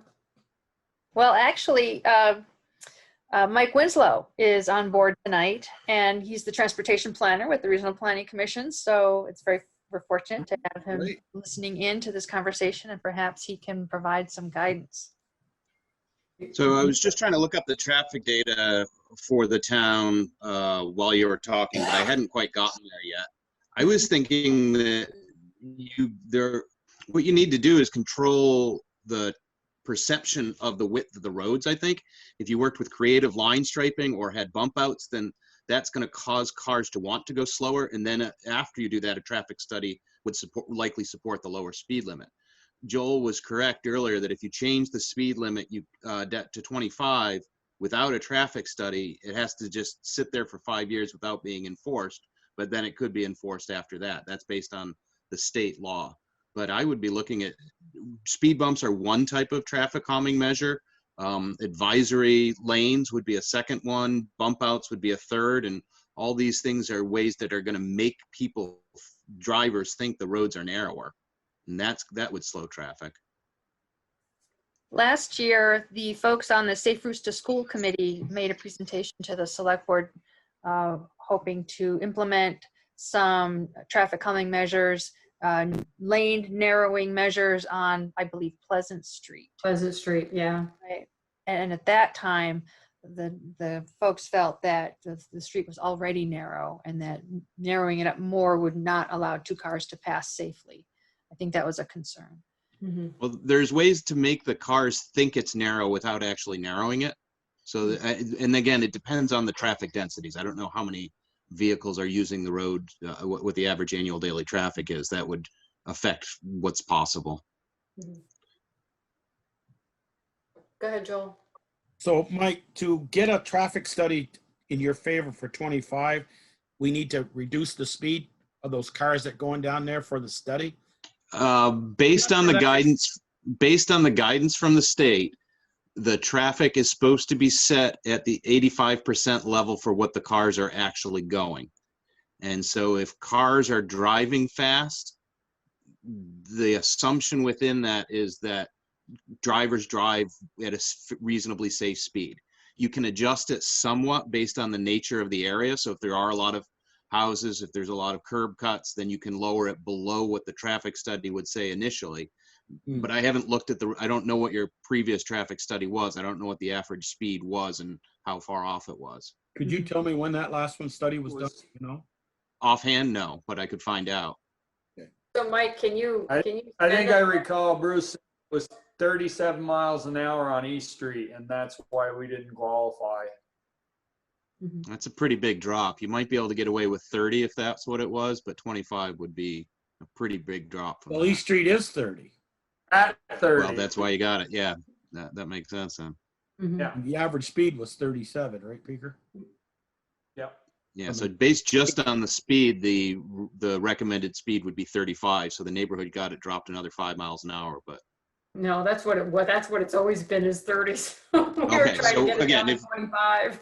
If it's signed for 5 years, you get to say whatever the sign is, but you can't enforce it for that 5 year period. But can they, they can't might enforce go that up to 30. 25. They can't enforce it at 25, but they could enforce, if somebody's speeding and doing, say 37, they could still enforce it at 30. That I'm Right. not sure about. I don't know. So Mike, if you can get those numbers to Val and maybe some, you were talking about some creative ideas to make it smaller and give her those, we can talk about that some more, because I'm a little iffy about I kind of have the same concerns Joel has about the speed bump. It's like, if we put it there, how many other people are going to ask for it, and where are we putting them all over town? Maybe we can come up with some other ideas. 2 years ago, the whole length, half the length of West Street, and it didn't seem to work. Oh, that's right. That's true. Those were different kind of speed bumps. Yeah. But you got all that broken pavement on Pine Street, don't you, Joel? Doesn't slow them down there? Doesn't slow them down much there. Doesn't slow them down much there either. Go ahead, Val. Jennifer Hewitt is online here, and she contacted me earlier today expressing very similar concerns about Pine Street and some traffic hazards there. So she's tuned in to this topic. Yeah, hi. Should I introduce myself? Or go ahead, Jennifer. Okay, hold on just a second. My husband's playing guitar. And can you quiet it down for just a second on a video call? Sorry. I'm Jennifer. I live on Pine Street, as well as Joel. Right, Joel? Yes. Yes. We haven't met, but I just heard that you lived on Pine Street. You guys probably all know there's a lot of speeding on that street. And I'm new to this whole process. I just moved to the village, and I was wondering what the options are. It sounds like you've discussed this a lot. So I'm sure this has been on your minds for a while. Obviously a sidewalk is the best solution, I would assume, but I know that's probably the most expensive and takes years, I'm assuming. Right now, I was just wondering what some short-term solutions might be. It seems like kind of an unsafe situation to me. There's a lot of my kids now live on the street, and there's a lot of other young children that have to walk up and down that street. And I'm just a little nervous about the number of cars going down that road and how fast they're going. I don't know if there's ever been an incident before, but it just seems like a really precarious situation to me. Maybe I'm being a little overly concerned or nervous, but I've just seen a couple close calls. I think mostly they were younger people sort of just tearing down that street perhaps to get to high school. I'm not sure. But also during the commuting hours, there's a lot of people who work in those, in those factory buildings, or that factory building there. And I don't know if that's who's speeding, but I just noticed during the commuting times, there's a lot more people sort of tearing in there. So I heard you talking about speed bumps. That sounds like that's not a popular answer right now. I don't really know anything about traffic or, town planning. Obviously, the other things that occurred to me were some sort of stop sign situation, but I don't know if you have to actually have if you have to have a crossing street to do a stop sign, or if you can just use stop signs to control speed. I don't know anything about that. Those three things were the only things that occurred to me. I don't know if there are other ideas out there, or how long you've been talking about this. I'd just love to hear what's in the works. Now, if I remember right, Bruce, you had put the speed cart down there for a week or so and took some data, and there was very few cars that were going faster than 30 miles an hour. They just seemed to be going faster. Isn't that right? Do I remember that? Yeah. This afternoon, we sat out there for over half an hour, and one vehicle was over 30 and the rest were under. Yeah. Well, that's good to know. I don't know, maybe my perception is off. Maybe I just had a couple of, sometimes if someone's going 45, that sticks in your mind and you think, oh my God, this can't happen again, right? Maybe it's not as big a problem as I thought. Well, I mean, it's not saying that it's not a problem, but at 30 miles an hour, that's still fast. Yeah. Right. And there are people that do go faster than 30.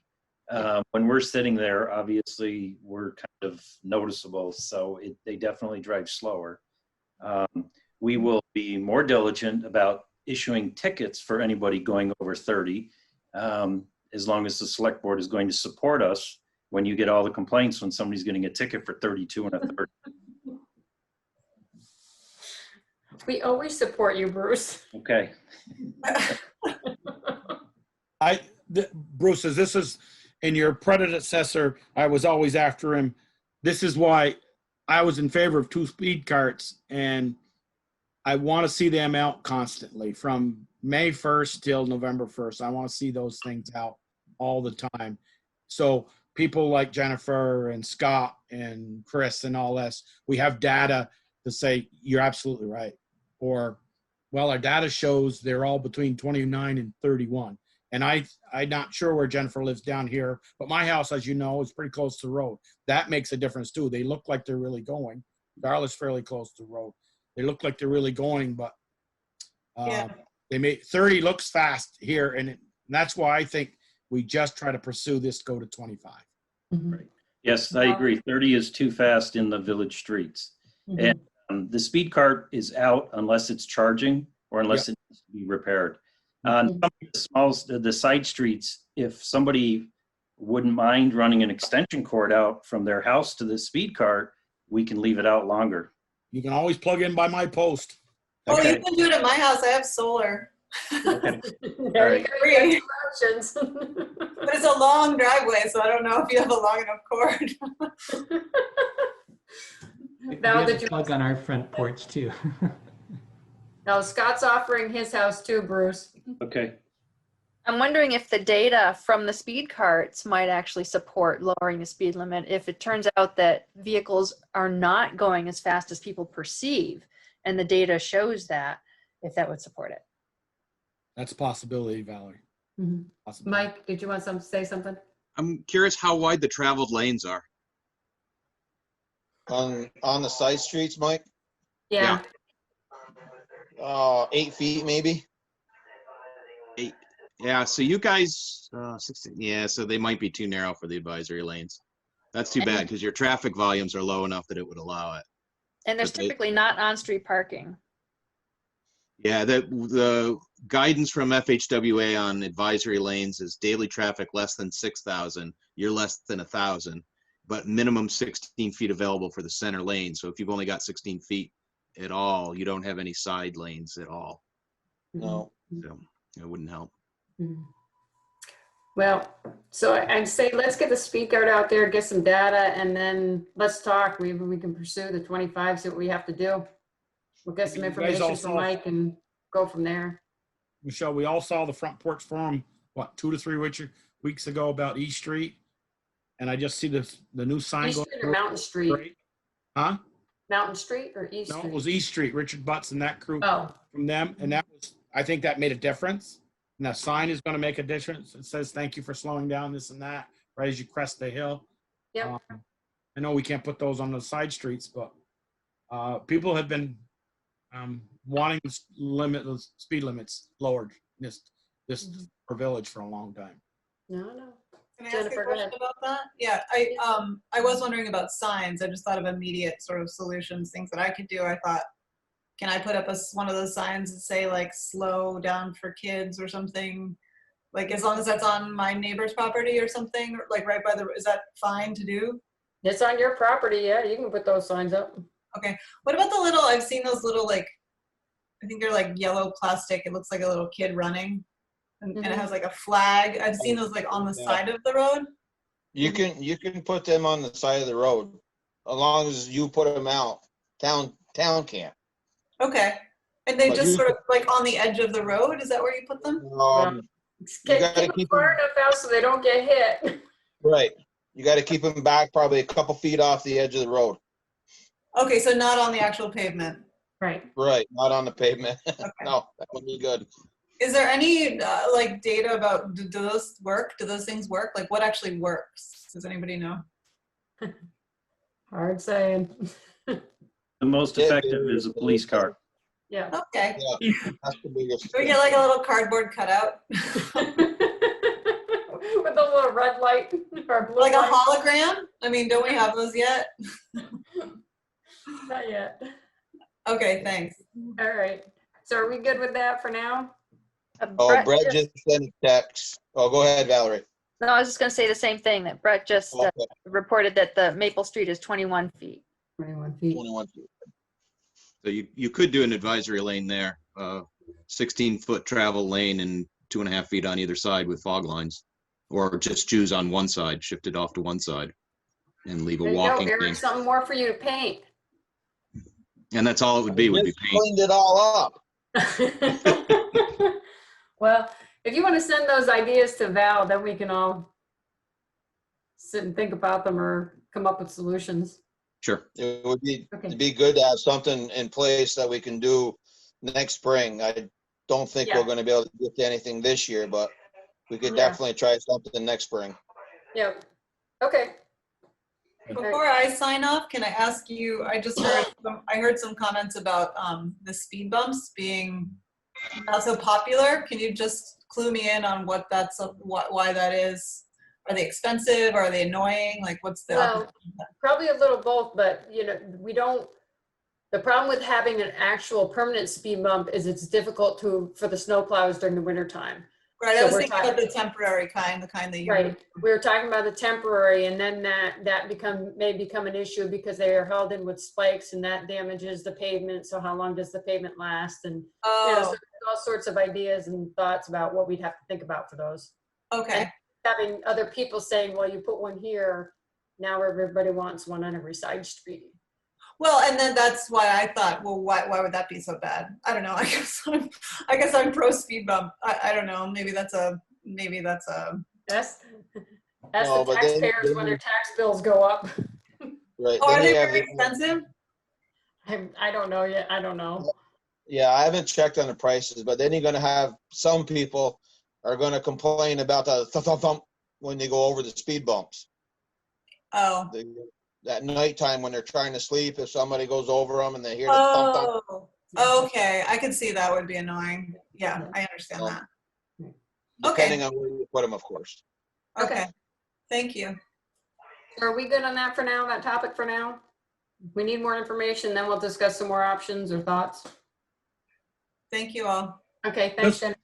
Just for your frame of reference, a 12-foot wide by 2-inch speed bump, 72 inches wide, 72 inches long, that's 6 feet by 12 inches wide by 2 inches high is a couple $100 a piece. Yeah. Okay. Okay. And then they need to be stored somewhere when they're not in place. Yeah. Mm-hmm. You can put them in my yard. Let your kids play on them. Skateboard ramps. Okay. The skate park. There you go.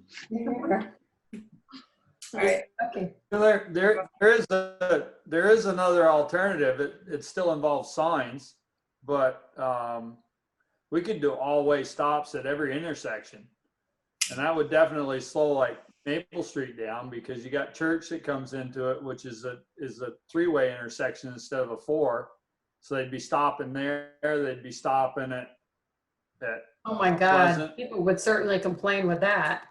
Or maybe they just wouldn't drive through the village. And same thing on Pine Tree. I'm just saying it's you know, and the other thing that's going to do is that's going to deter the people that cut Liberty to Pine to bypass the village, because there's a stop sign at every street. Yeah, which would mean you three get into Burlington more and stop places like that, signs, and 3 more stops between Yeah. Liberty and North. You just take your sweet old time. It'd be great. Stop and smell the But flowers. Wave at your it's- neighbors. it is an Where they dump the option. trash on the way. I think that's a pretty compelling option. I'm all for that. Just a reminder that any of these adjustments, like lowering the speed limit and adding stop signs, would require an amendment to the traffic ordinance. So the process of amending the ordinance would need to be followed. Okay, one more thing to do and deal with. Put that on the list, Val. Someone be in touch if you need help. I'm willing to volunteer. Okay. All right, so let's now move back to the Stony Hill pedestrian scoping study. Now you're muted, Dayton. Dayton, try it again.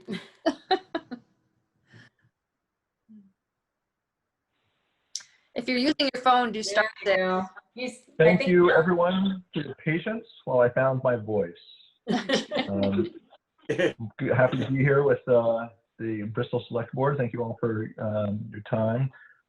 Now that I found my voice, my name is Dayton Kreitz with Du Bois & King, and I am happy to be here just simply to hopefully give a brief presentation on the fruits of the last about 9 months working with your community on a pedestrian path scoping study to connect the Lovers Lane neighborhood up to the high school and Bristol downtown. So kind of a nice segue in talking about street safety and speed limits into one of the more functional things we can do to protect people walking and bicycling down the roads is separation from traffic. So if you'd like, I can go into about a 5-minute presentation and then open this up for questions of any detail you have. Does that sound about good to people?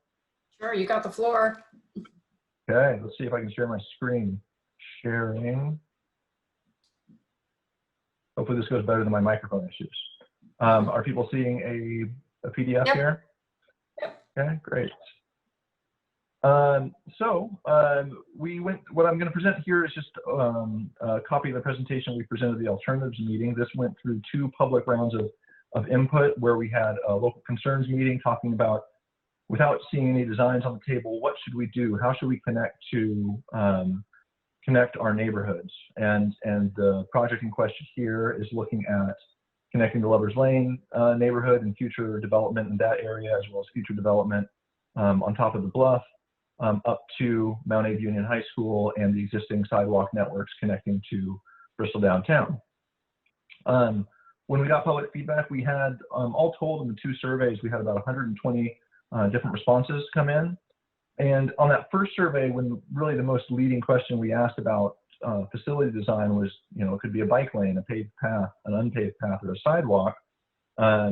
We went through and the responses really trended towards something away from the road. If you can look down here at the charts, the higher the blue is, the more negative feedback we got on it. And so it's bike lanes to the left and a paved path a little further over. Then once the paved path moved away from the highway, it became a lot more popular, and unpaved paths were still quite popular at the onset. And so what we developed was 3 alternatives to look at, and we developed cost estimates, designs, and plans for these. Alternative 1 would be the work with VTrans, build something in the right-of-way as much as possible. But we looked really closely at the slopes, the utility alignments, everything involved here, including some results from archaeological inventory. And we found out that this one, it can be built. It would be easily the most complex. It would be the item that could be plowed in the winter and allow a 4-season connection. But you will always be right next to the roadway. It would also require the construction of retaining walls that will add to the cost significantly. And we'll get to that, truly $1 million question in a moment. But this is a section of what that would look like. So it would be a paved pathway alongside the roadway. And then from there to look for different alternatives, we thought, what if you can build something completely off the roadway? And given these other alternatives, what you'll see in alternative 2 and 3 are natural surface pathways, a lot more cost effective, but require willing participation from private landowners, but could be built in a much more simple fashion. This alternative 2 makes, it looks like it's wobbling all over the place, but that's really because it is being built as a natural surface trail to more closely follow the contours of the land. And this could be built outside of VTrans right-of-way. It would be on private land. And the area you see circled in red there is one particular area we flagged after doing some site reconnaissance of these proposals that would be very, very difficult to construct just due to the topography and trees in that area. So we flagged that one, but the rest of this seems like a pretty straightforward trail construction project. This is the best photo we could try to grab. What you're seeing in this red area is effectively the trail being built on a peak where the road slopes up very intensely directly off the roadway, goes uphill, has a lot of mature trees on top, and then has a very steep grade going down. It appears this area had a lot of former gravel excavations, so some of these slopes are pretty severe. This in section tries to illustrate what that would be if you could build that 5-foot wide natural surface pathway out of the right of way and more. And then alternative 3, we get into here showing the red path. This would be a more circuitous connection, connecting from the middle of Lover's Lane up to the existing pathway that's part of the Bristol Trail Network, and then connecting to Firehouse Drive and up to the roadway. And so there's just another idea of what that section would look like. Alternative 3 is a pretty straightforward construction project. And then we did some cost estimation. And here's where you can really see the distinction. I got to move our faces because our faces are covering my numbers. Alternative 1, as a paved pathway requiring retaining walls, requiring moving utility lines, and some of those complexities drives that cost right up there. And so we're really looking, these are planning level cost estimates, but looking at this roundly, you're seeing a $1.4 million project, almost a $1.5 million project to build the paved pathway. Natural surface trails, again, the caveat here is you have to have private landowner permission to build either of these. But with that permission, it could be a pretty straightforward project. You see for the total of 2 and 3, you'd still be under a $50,000 project. And that's based, those numbers are based on contracting with professional trail builders. Those values could drop significantly if you're working with volunteer crews. But again, on alternative 2, you're looking at a section that I would never trust volunteers to build in the more challenging slopes, or certainly build to specifications. And so we compared these 3, we presented these, and what you're seeing here is a public meeting reviewing and discussing these alternatives. And at the end, we recorded those results. And the final recommendation, I'll just leave it here on these comparison matrix. The final recommendation is to go into building alternatives 2 as a primary alternative, with an option to build alternative 3 as part of the Bristol Trail Network to provide more options. I should also mention that alternative 3, because it connects to a segment of the Bristol Trail Network which does not allow bicycles on it, would very likely be a pedestrian-only path. So that is a very fast overview. I know you've got a long agenda tonight, so I don't want to dive into more detail than people want to, but I'm happy to dive into any detail that anyone asks questions about. So I can leave this up in case there's questions about the slides I ripped through, but the floor is handed back over at this point. So Dayton, can you go back to alternative 3 for a minute? Go back to the plan. Yeah. So I think Porter's on here. Porter, is this a level? Because I know that the Coffin Trail, that's pretty steep in spots. So is this one connecting into that trail? Hi. Yes, I am on the call. It is definitely not level, no. But we're, of course, a very long way from the Coffin Trail because we're all the way around the bend of the river. The river, okay. So, but what you'll note is that option number 3 is sort of below. You can see the contour lines above that option number 3, which are extremely close together. Mm-hmm. So the option number 3 is fairly low, following the edge of the hillside on the downhill edge by Lover's Lane, but then see where it connects to the Bristol Trail Network, which is the green line. Yeah. So that's the trail around the bend of the river that takes a sharp switchback there. So you're coming around the bend of the river, and then you take a sharp switchback and you begin to traverse up that very steep right. hillside. So as Dayton pointed out, that section is not open to bicycles because of a bunch of reasons. One, we don't want bikes in the Coffin Factory site at the other end of the river bend because of the historical nature of those foundations. 2, that entire river bend trail has a lot of elevation changes, and the soils are loose and gravelly. And then as you come up this last bit to the business park plateau, it's incredibly steep, so it would not be safe or suitable for bicycles. So option number 3 would in all likelihood be not open to bicycles because it connects to that trail, which is not open to bicycles. Mm-hmm. Okay. So, and then alternative 2, that would mean, we're out of the right of way for the state. So we'd have to get the landowner landowner permission for some of that. I'm not, oh, it doesn't go, so that doesn't go through Nelson's. I was trying to figure out how high up you were. But in either case with any of these, then these are not going to be ADA compliant. So anybody who has any kind of mobility issues will not be able to use these. That's correct. Okay. Anybody else have questions, thoughts? Go ahead, Joel. Yeah, Dayton, you've got alternative 2 up now. And could you bring up 1 for a moment? You bet. Show the new sidewalk. Yep. Okay. Now, my question is, about halfway up the hill, you got a blue retaining wall there. And now go back, remember this, everybody. And now go back to number 2. Why? I like first, could alternate 2 up where it's almost does a complete 90 halfway up the hill, heads over towards the fire station.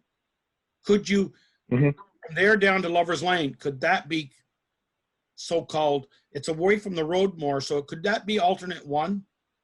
And then I'm a little bit against alternate 1 because it's so close to the road and the snowplow, the sidewalk plow and the snowplow just, they sit there and fight with each other. Who's going to have the snow on their property? Sure. No, it's a fair point. Could that, this one alternate 2 from Lover's Lane up to that 90-degree turn halfway up the hill be all with a few straight little bends? It looks it's farther away from the edge of the road. Could that be concrete, number 1, or an alternate for a real sidewalk? And then from there up to the top of the hill, continue up. If it's a little closer, yeah, but you've got at least a lot of it away from the road, around the corner. It could be the main issue you're going to have there is running into you're going to have the same. So in short, you could redesign alternative 1 to pull farther back from the road and get up there. But as a 10-foot wide pathway that's going to be built out of concrete and sort of accessible, try to build as close to ADA standards as possible, you're still going to run into a lot of those same retaining wall issues that are going to drive up the cost. And you would end up, this area that I circled in red, it could be done. You know, anything can be done with enough money and engineering prowess. But you'd still have some significant issues there, which is why we ended up putting it next to the roadway.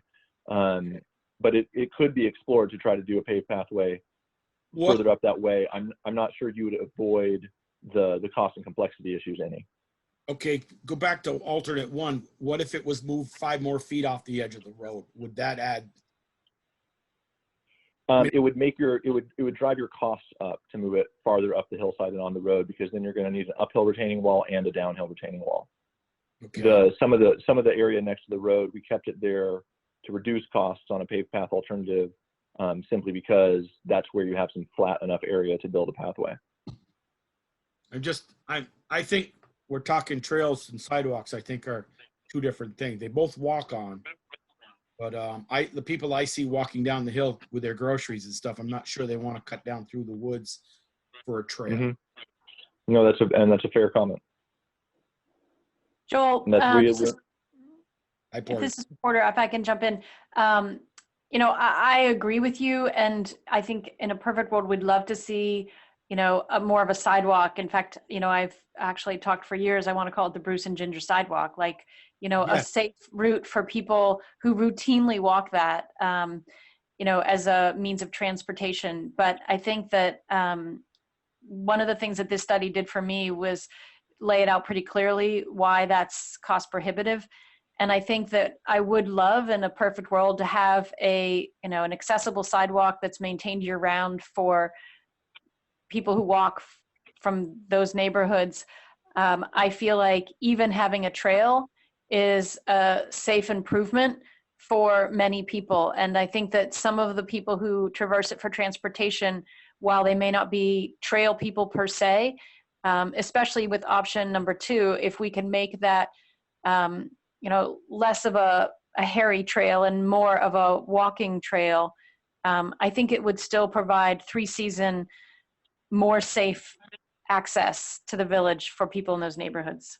So you're saying with alternate 2 and 3, it's not really a sidewalk and it's not going to get paved and maintained, or it'll be maintained as in brush will be cut and cleaned. Yeah, definitely not a sidewalk, not paved.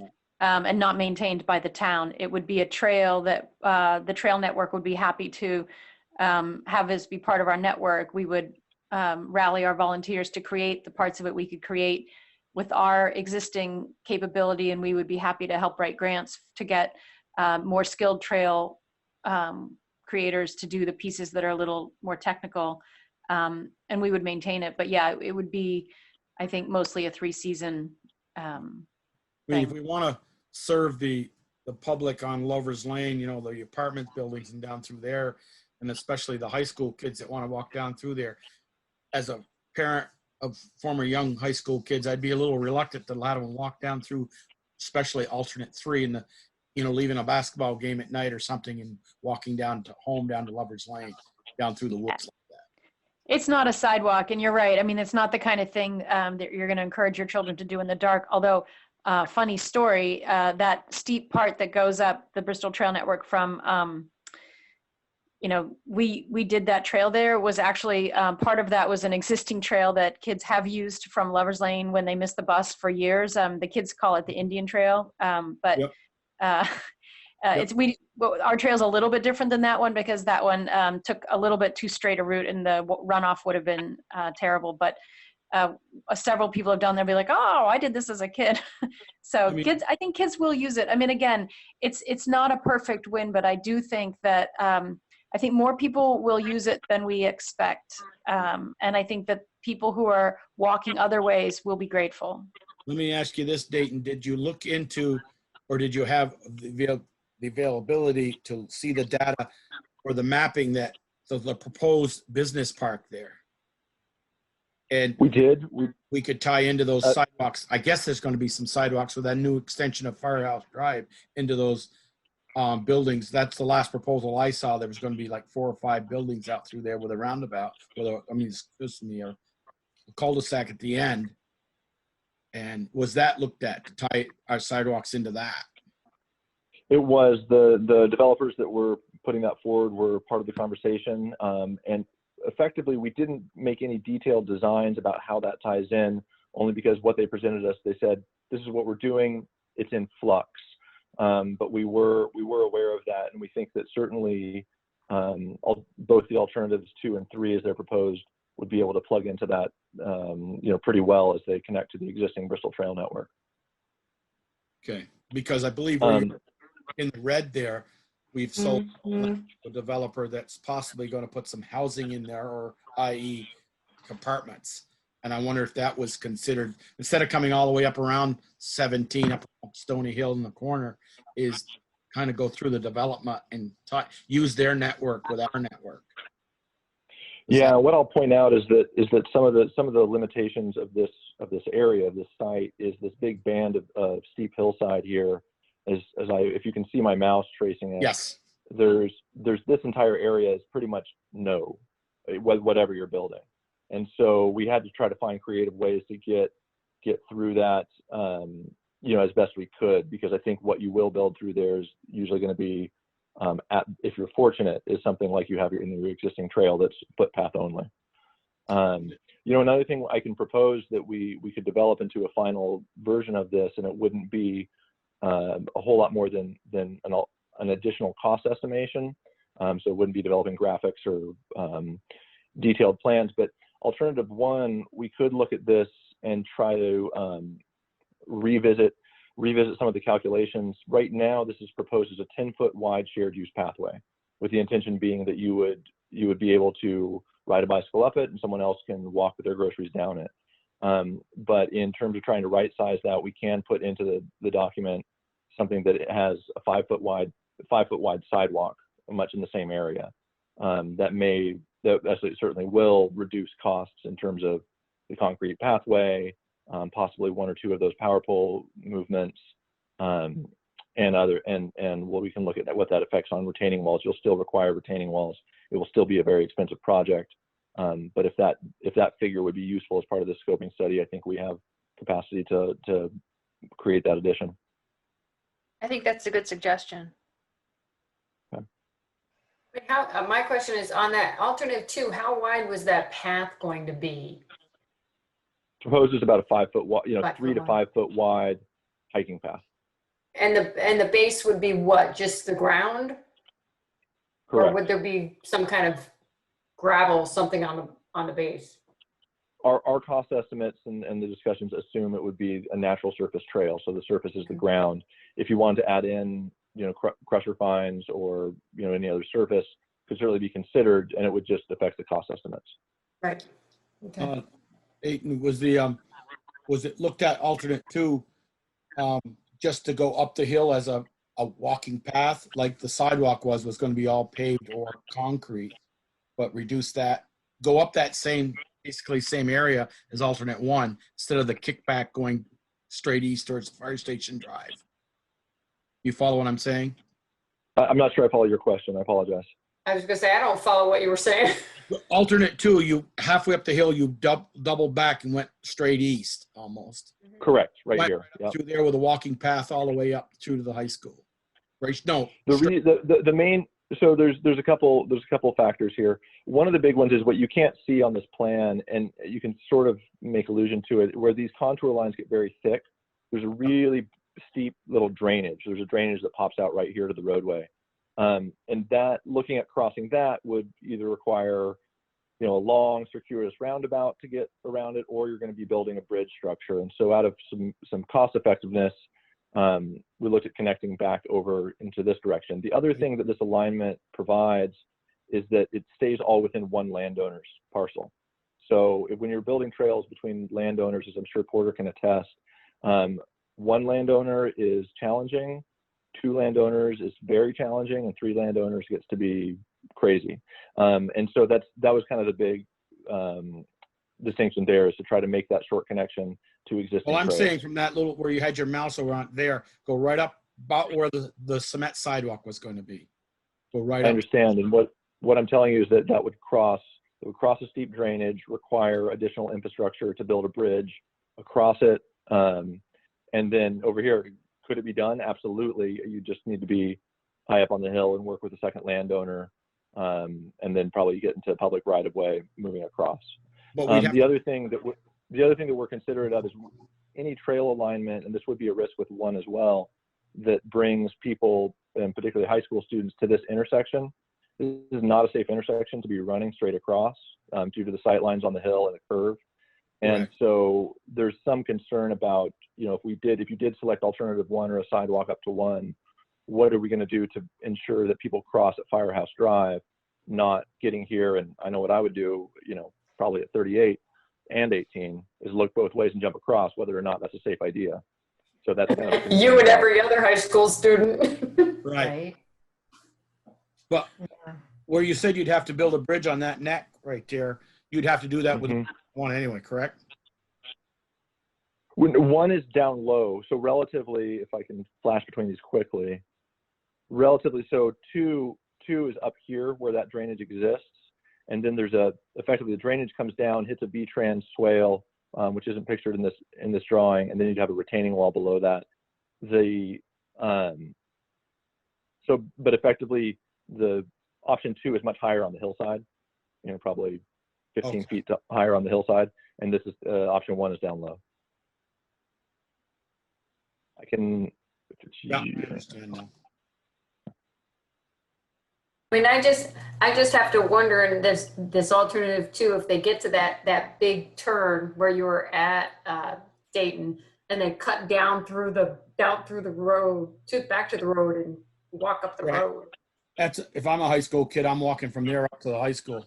I'm not over to airport or over to Firehouse Drive. I mean, I'm not down there all the time. I don't see a ton of people walking up and down that road, other than what Porter said, Bruce and Ginger. Lately, I haven't seen them do that, but I don't know. Well, one reason might be because it's unattractive. It's hot. It's a hostile environment to be doing that in. You take your life in your own Yeah, hands.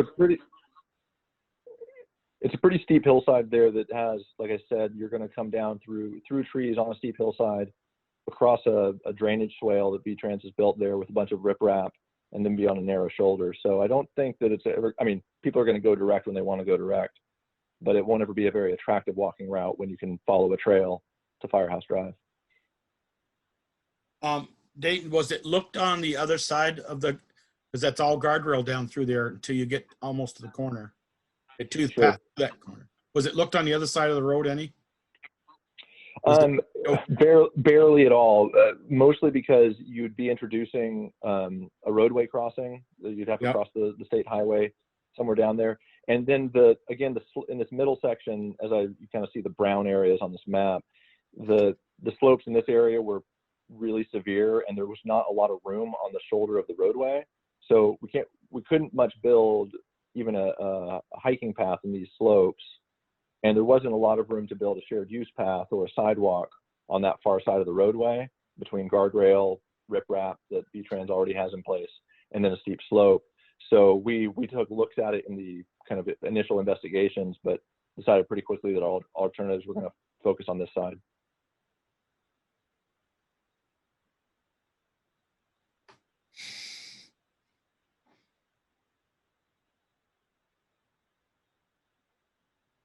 And Anybody else have the any full questions? report, of course, is available for anyone that wants to really get into this. So I just want to put a plug that this report was funded through a grant from the Addison County Regional Planning Commission with assistance from Mike and the steering committee.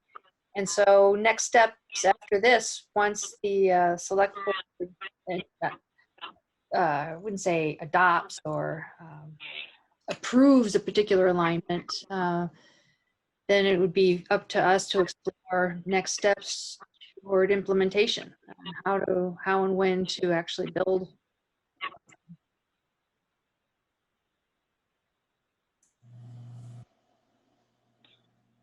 Yeah, and to that note, I should mention that the report kind of covers an implementation chapter that I hope is certainly helpful to the town and to those pursuing this, that lists out a number of grants and approaches that would help develop particularly any of the alternatives really, but with a focus on the selected alternatives 2 and 3.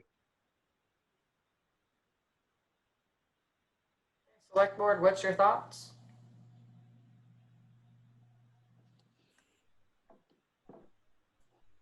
Porter, what are you thinking for like funding and costs? I mean, what's your thought? You think we'd be able to get grants to hopefully pay for most of it? Well, frankly, I think that most of the costs are ones which would be non-existent because we would do most of either options 2 or 3 with volunteer labor. The real place that we would definitely want to hire someone for is the technical piece on option 2 that's got the big red circle on it. And I'm sure that's something that Vermont Youth Conservation Corps could help us out with. So yeah, I mean, they're $7,000 a week. And depending on, I haven't walked that section myself. So whether it's something that they could knock out in a week, I don't know. But Dayton also has good ideas on grant sources. And, yeah, I think we can be creative. I mean, it wouldn't be one of those things where if the town said, yeah, we'd like to move ahead with 2 and 3, that the trail network would have them done tomorrow. But over the course of the next couple of years, yeah, I mean, we have enthusiastic volunteers and things don't always happen quickly, but by golly, they happen. And that's assuming you get landowner permission. That's what I was going to bring up. Yeah, for sure. Absolutely. I mean, we don't do anything as a trail network unless we have landowner permission, for sure. And is this one landowner for both 2 and 3, correct? That's, I believe there's 2. Valerie, we were just going back and forth. It's mostly Stan Livingston's property, which is also known as Charlie Rose. Right. 18 acres down there. Mm-hmm. And we did talk with him about this and tried to engage him in thinking about this as a concept anyway.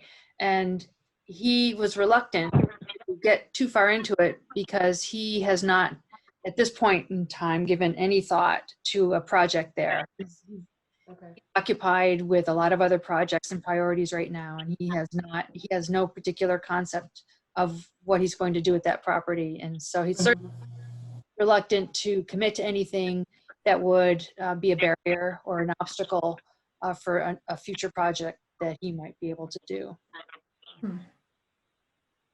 So at this point, even if we agree to do it, that doesn't look like would happen. You would be able to get permission from him right away anyway.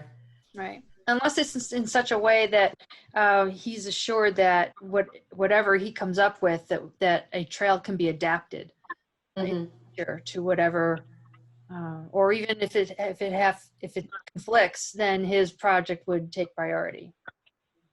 Yeah, and Joel, something I go could ahead. suggest on that I might be able to contribute is the flexible easements that I've seen in other communities that say start point A, start end point B is maintained at all times and does not change because it has to connect to something else.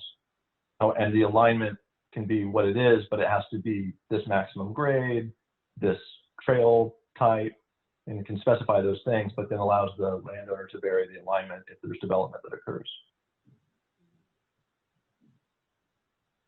Joel, did you have something you want to say? Yeah, Dayton was, if you took alternate 1 and removed the surface material and put it like natural surface trail like 2 and 3 are, would the construction complexity go from medium on that? And what would, if you didn't do asphalt or concrete, just had a trail along the road with natural surface, i.e. maybe gravel, what would that cost? What would do? That's a great question. That's a great question, and I don't have a number off the top of my head to give you to say this is the change. The big thing, you'd have to add another line in there about construction complexity. Construction complexity may lower. You would still require retaining walls in a lot of areas just to hold earth back. But the big thing you'd run into there is permitting complexity. I'm pretty sure VTrans would have a big no on that because I've had this conversation with VTrans in other scenarios about would you allow a natural surface pathway to use a portion of your state highway, and you generally get an answer of no because we've never done that. Not a no because you can't, but it would introduce some permitting complexities with VTrans would be the first thing I would note. But it could be done. I'm trying to put it up through there, get the people off the edge of the road for safety. Sure. But it's going to be a gravel walkway and not on asphalt or concrete. Right. But in the same alignment. Yeah, like I say, it's a possibility. We'd have to kind of look at what that would. We could kind of do an estimation of that cost. It's just a question then of what that would look like in terms of VTrans permitting, and that's the main reason we didn't include it as the original estimate. So we know that VTrans typically does not permit anything that's in their right of way. They tend to want it to be paid, but we can look into that. So what's your pleasure, Select Board?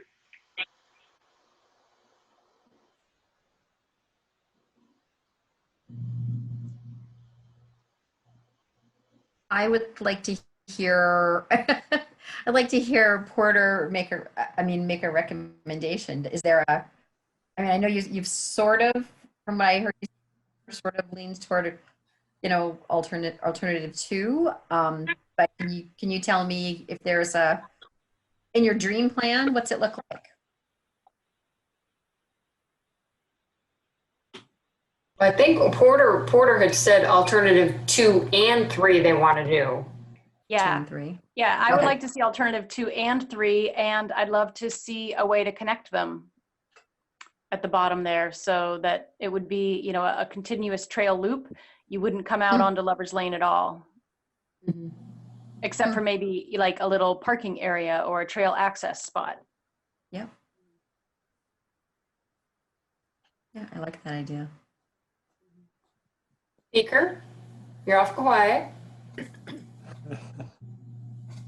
I know Stan quite well. You might get away. You might be able to sell him on alternative 2. You're not going to come anywhere near him on 3 right at the moment. That's what I was thinking. Not until he decides what he wants to do. I think alternative 2 is close enough to the right of way, so you might be able to get buy-in from him. It starts out at the top and it stays close to the road. It doesn't look, from what I can see, it doesn't look like it impedes anything he'd want to do. He's not going to stick anything that close to 116, 17 there.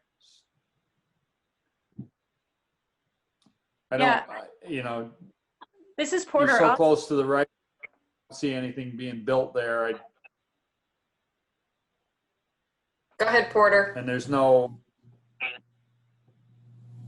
So I was just going to say, when Stanley Livingston bought that parcel a couple of years ago, he and I actually did talk. And at the time, he expressed support for the idea of the trail, and in particular for a way for his tenants, if he did 3 6-unit buildings down there, that would be a fair number of tenants who may likely have children, to have an access to the village.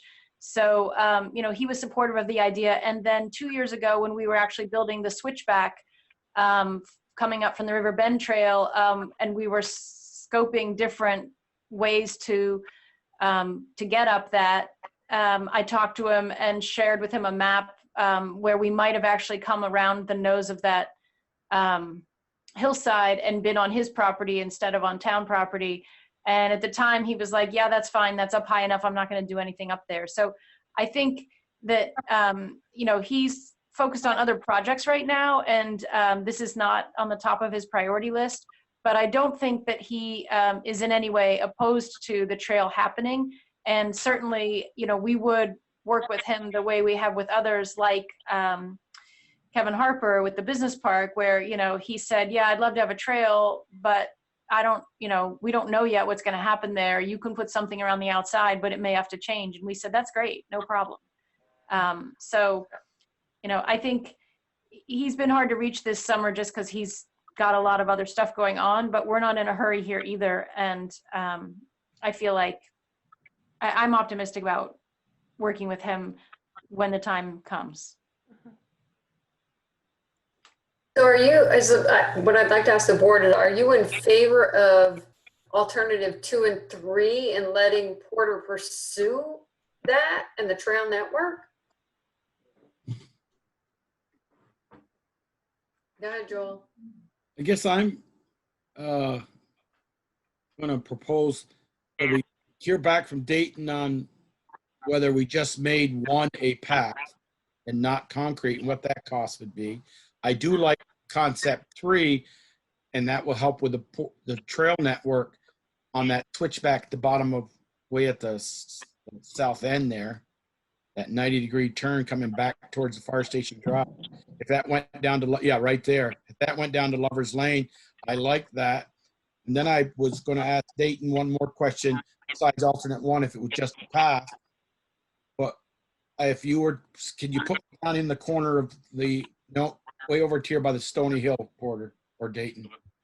Right at the bottom of Stony Hill to 90. Come down a little further. No, come up halfway between, right there. If you went from there and then took the concept of alternate 1 and there up through, what it would be a cost estimate for maybe just concrete or pavement there.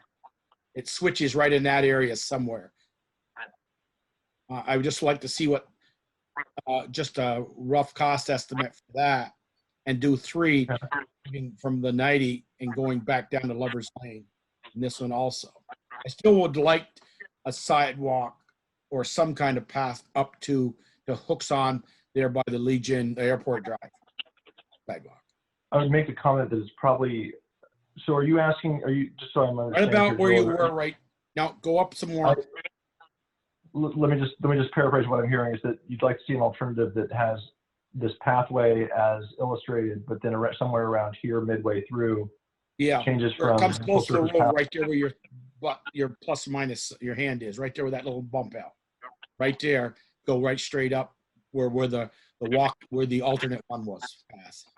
And you're saying you have to make it so that it's both types of a shared use path, basically a natural surface trail and a sidewalk. We wouldn't go to the right. We wouldn't cut through that gullet and go to the right over to Firehouse Drive. We'd let alternate 3 take care of that to go down to Lover's Lane from that. That's what I'm trying to say. And are you asking that for that to be 2 surface types or 1? Well, maybe if VTrans says you can't have a nature trail in the right of way, it has to be pavement, and then maybe down to that bump out, just a little lower than your goal is. I would recommend from a public funding standpoint that if it's going to be a paved pathway, it should be a paved pathway for the entirety as much as possible. And if or if not, it wouldn't have to be. And I understand trying to approach V-Trans with that, but we can certainly look at the cost estimate. Nature. Go to alternate one, but no, just a natural surface. Okay. Is that what you're saying? Okay. Look into that. Yeah, alternate one with natural surface would probably be the first approach I would recommend. And I would like. So the other thing we could ask Dayton to find is because right now they've got the cost estimate as 10 feet wide, you could do the 5 feet wide. Correct. So Right. Dayton, those are two things he's asking for. What I think we can wrap into the final Wide report could is be all 2 sidewalk. cost estimates additional to what we have. And one is a 5-foot wide sidewalk, not, just a sidewalk on alignment 1. And the second would be using alignment 1 as natural surface rather than pavement. Correct. I do like alternate 3, where Porter's group from coming around the coffin factory around the bend, instead of taking up the steep hill to the firehouse, they can head right down the hill to Lover's Lane. Well, if they're walking up the hill, they still have to come up that steep hill. Right, but if I they mean, want, Joel, have you been back there? oh yeah, You've done that little.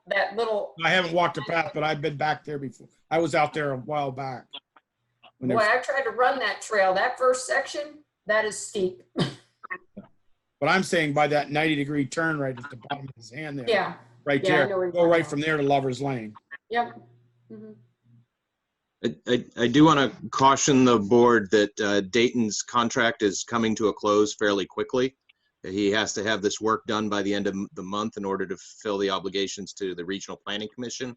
This is really one of the last steps that was in that contract, and additional work beyond that may be beyond the scope of work that we've signed them up for. Thanks, Mike. And I'll need to talk it over with my team, but I believe we can update cost estimates a bit and wrap them into a final report. So do we need anything? Do you need anything else from us, Dayton, or have we gotten as far as we're going to get tonight?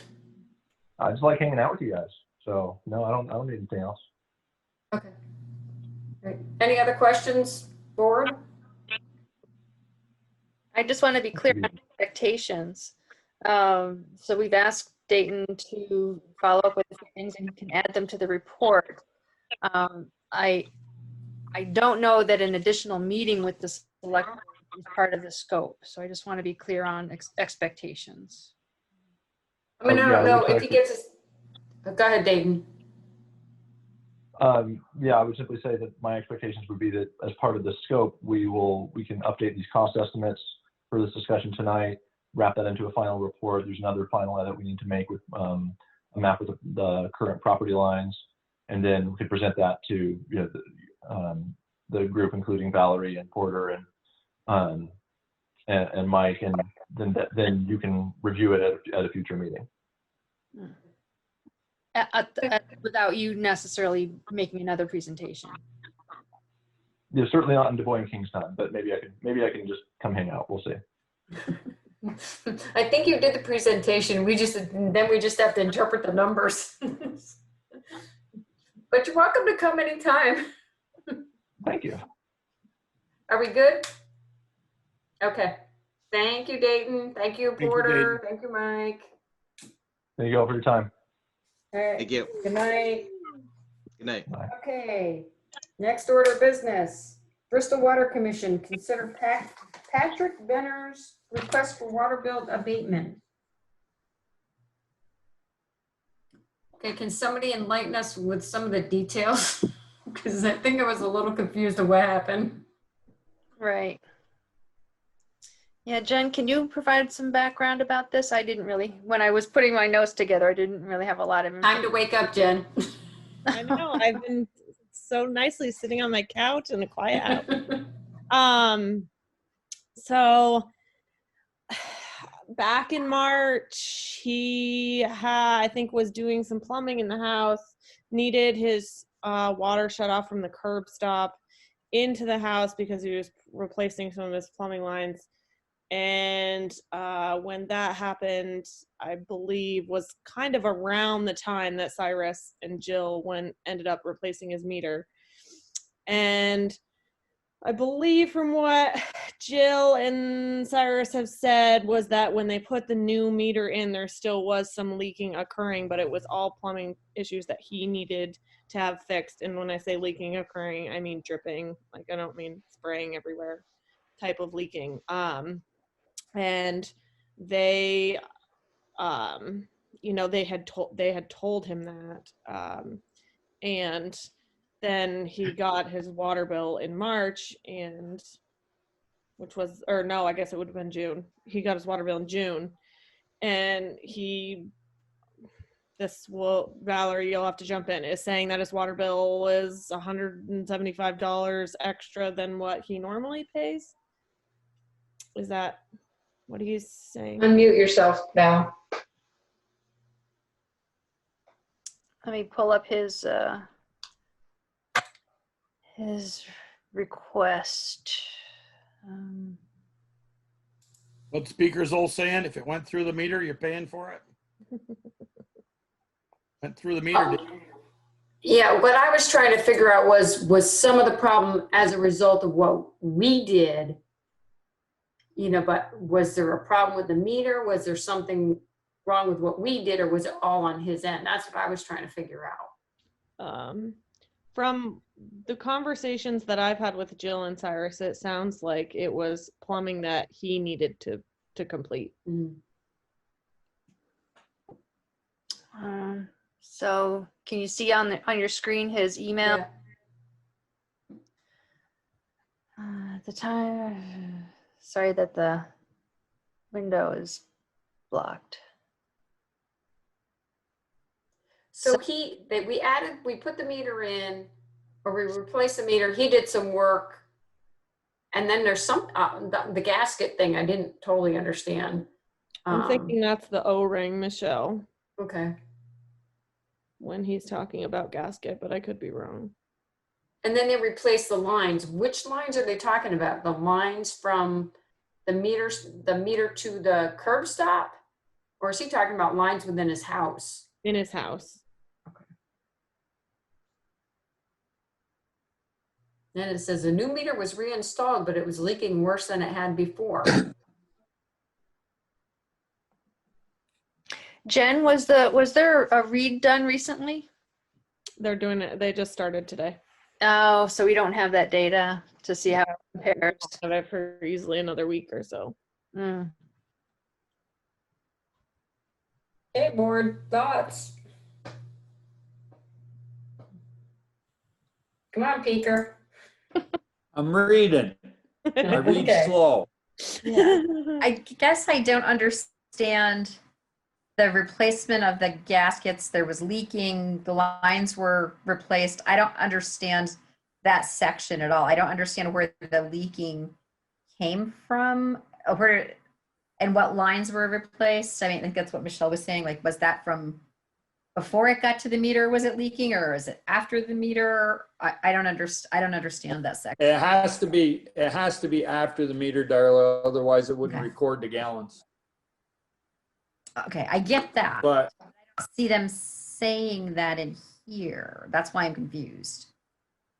what It's leaking has again. Cy said anything about this, Jen?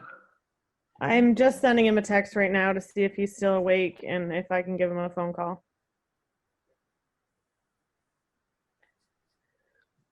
Because I mean, I'm There going was to tell you something that about vent I'm piping and leaking your and end. yeah. Well, maybe we don't decide on this. Maybe we get some more information from Cy. Wait, he's texting me back. Okay. Okay. I was gonna say, I'm good gonna never call him him. might be in bed. I know. I know it's 20 of 10. So. Hi, Cyrus. Uh-oh, he hung up. He doesn't want to talk to me. He doesn't want to talk to you. Hello. Hey, Cyrus. Hi, Jen. How are you? He keeps hanging up. No, maybe he just doesn't have good service. Yeah. Hey, I'm not. No, see, he keeps hanging up. I wonder if it's my freaking internet. Darn internet. Jennifer, you want me to call him? No, that's all right. There we go. Here he is. Okay, I got off my internet. Maybe that was it. Are you there? I'm there. Okay. I'm going to put you on speakerphone. I'm on a select board meeting and they're talking about that South Street water abatement and they have questions that I don't know the answer to. Okay. Okay, he's on speakerphone. So just give us the down and dirty of what happened. I was called to their place to fix a water leak, and I showed up. Well, actually, it was a back and forth to be able to show up to do the work. He had an appointment here, an appointment there. Either way, got there, turned the water off, made the repairs, found that the pipe coming in, his pipe, had a small crease in it from the coupler at the bottom of the corner horn, has a pinch on the bottom of it so it doesn't slide off the pipe, and from time to time it will leave a mark in the pipe. So that had occurred, and I had to actually change the coupler out itself due to the fact that it just wasn't holding like it should have. So he had to get a plumber to repair his pipe so that we could get the meter set to sit right and not leak. Did everybody hear that? Right. So did you replace couplings more than once, or gaskets or whatever? So I tried to use what was there existing, and it pulled apart. So I tried a different coupler, which is just a small piece, it's not anything big. And that has stopped the leak. What is the problem? Is there a big problem with what has happened? He's asking for abatement, so they're trying to make a decision about that. Sorry. Yeah, he's also saying that the new meter was reinstalled, but it was leaking worse than it had before.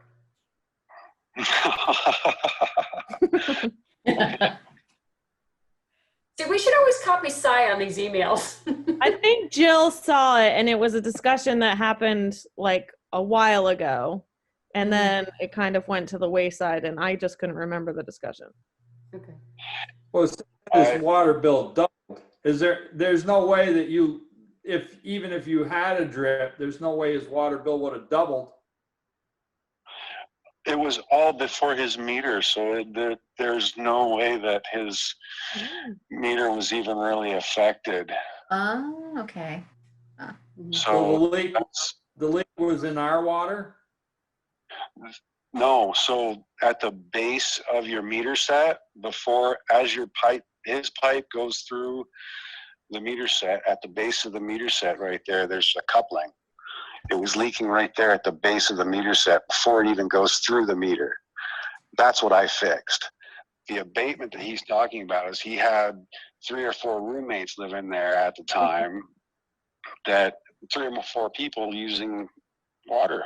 I mean, everybody knows that each individual in that household uses X amount of water. The more people you have there, the more water you use. And what I fixed was before it even went through the meter. So why he's crying for an abatement is, I don't know why, because I didn't do anything wrong but help the town out. So his water usage is based on water usage, and whatever leak he had wouldn't have gone through the meter anyway. Right. Exactly. Okay. Any water leak that we had on our side between the curb stop and the meter side fixed, but that didn't register with the meter anyway. Right. Exactly. Right. Okay. The leak seems much clearer. The leak he's asking us to abate, he never got charged for. Right. Yeah, he's quite frankly out of his mind, but See, this is why we ask for clarification. This is why we ask for, exactly. I make a motion we deny his water reduction. For the reasons that any water that was leaking didn't go through his meter, period. Correct. Right. Okay. I don't think you can make a negative That's right. motion. You can. So you can make a motion to approve it and then deny it, but Right. And I think in the explanation is, it is that the water that was leaking was water that didn't go, the water that The leak. the leak that Cy fixed, the water never went through the meter, so he was never billed for it. Right. So Jolie, make a motion to approve and we'll just vote it in. So moved. Okay, Peter made the motion, Joel seconded. All those in favor say aye. All those opposed, say nay. Raise your hand. Okay, motion denied. Thank you, Cy. Sorry to keep you up so late. I already hung up with him. Okay. All right. Next order of business, consider proposed LE environmental contract amendment, work order number 10 for continued landfill monitoring. Did folks have a chance to look at the proposal? It's basically renewing their contract and installing a rented pump into the well that's not working. So if the well's not working, why do we put a pump into it? Or is it just the pump that's not working? It's the pump that's not working. Okay. So we're gonna rent a pump. And looking at the cost that they propose, it's still, and unless we budget for a new pump, which I believe in last December was something like $1,900 installed. I guess until we plan for that expense, then the rental cost is much, much lower. How many years did we get out of the pump that we got to replace now? Don't know. I don't know. I mean, so What was the last one we replaced? Well, it's been there a while. I think this is the first failure. Okay. So I guess that's not bad in the years that we've closed the. That's what I was looking at. Thoughts? You guys okay with renting it? And if we want to replace it, then we put it in the budget for next year. Run it for a year. I don't want Yeah. a year lease on it, but yeah. Right. How do you keep that on the radar so that we can budget to have a replacement if that's what we choose to do? Hopefully Val's taking notes. Valerie, Budget discussions. Valerie, don't we have a landfill fund, monitoring fund? We do. But we don't really budget for major repairs, maintenance. Yeah, the only thing we usually budget for is the annual report that I think Alan does, doesn't he? Well, I was wondering if there was money enough to buy a pump. We won't have to rent it. I don't think there's any money in there. Yeah, it's pretty thin. Yeah, I was gonna say, I thought I looked at the budget this week, but we can put it on for the next year's budget to add it in if we want to do that. We have to monitor this forever, right? I think so, until the certificate is, while it's still, the closure certificate runs through, I think, 2026. That's longer than that. I don't know. Remember either. Are you good with that, Peter? Yep. Darla? Mm-hmm. Okay, somebody want to make a motion to approve the, So moved. the contract amendment with LE Environmental? Who said so moved? I did. Oh, Joel did. Somebody want a second? I'll second it. Stop it, Darla. Sorry. Okay, all those in favor, say aye, wave your hand, whatever. Any opposed? Okay, motion carried. Great, thank you. Budget review and budget process discussion.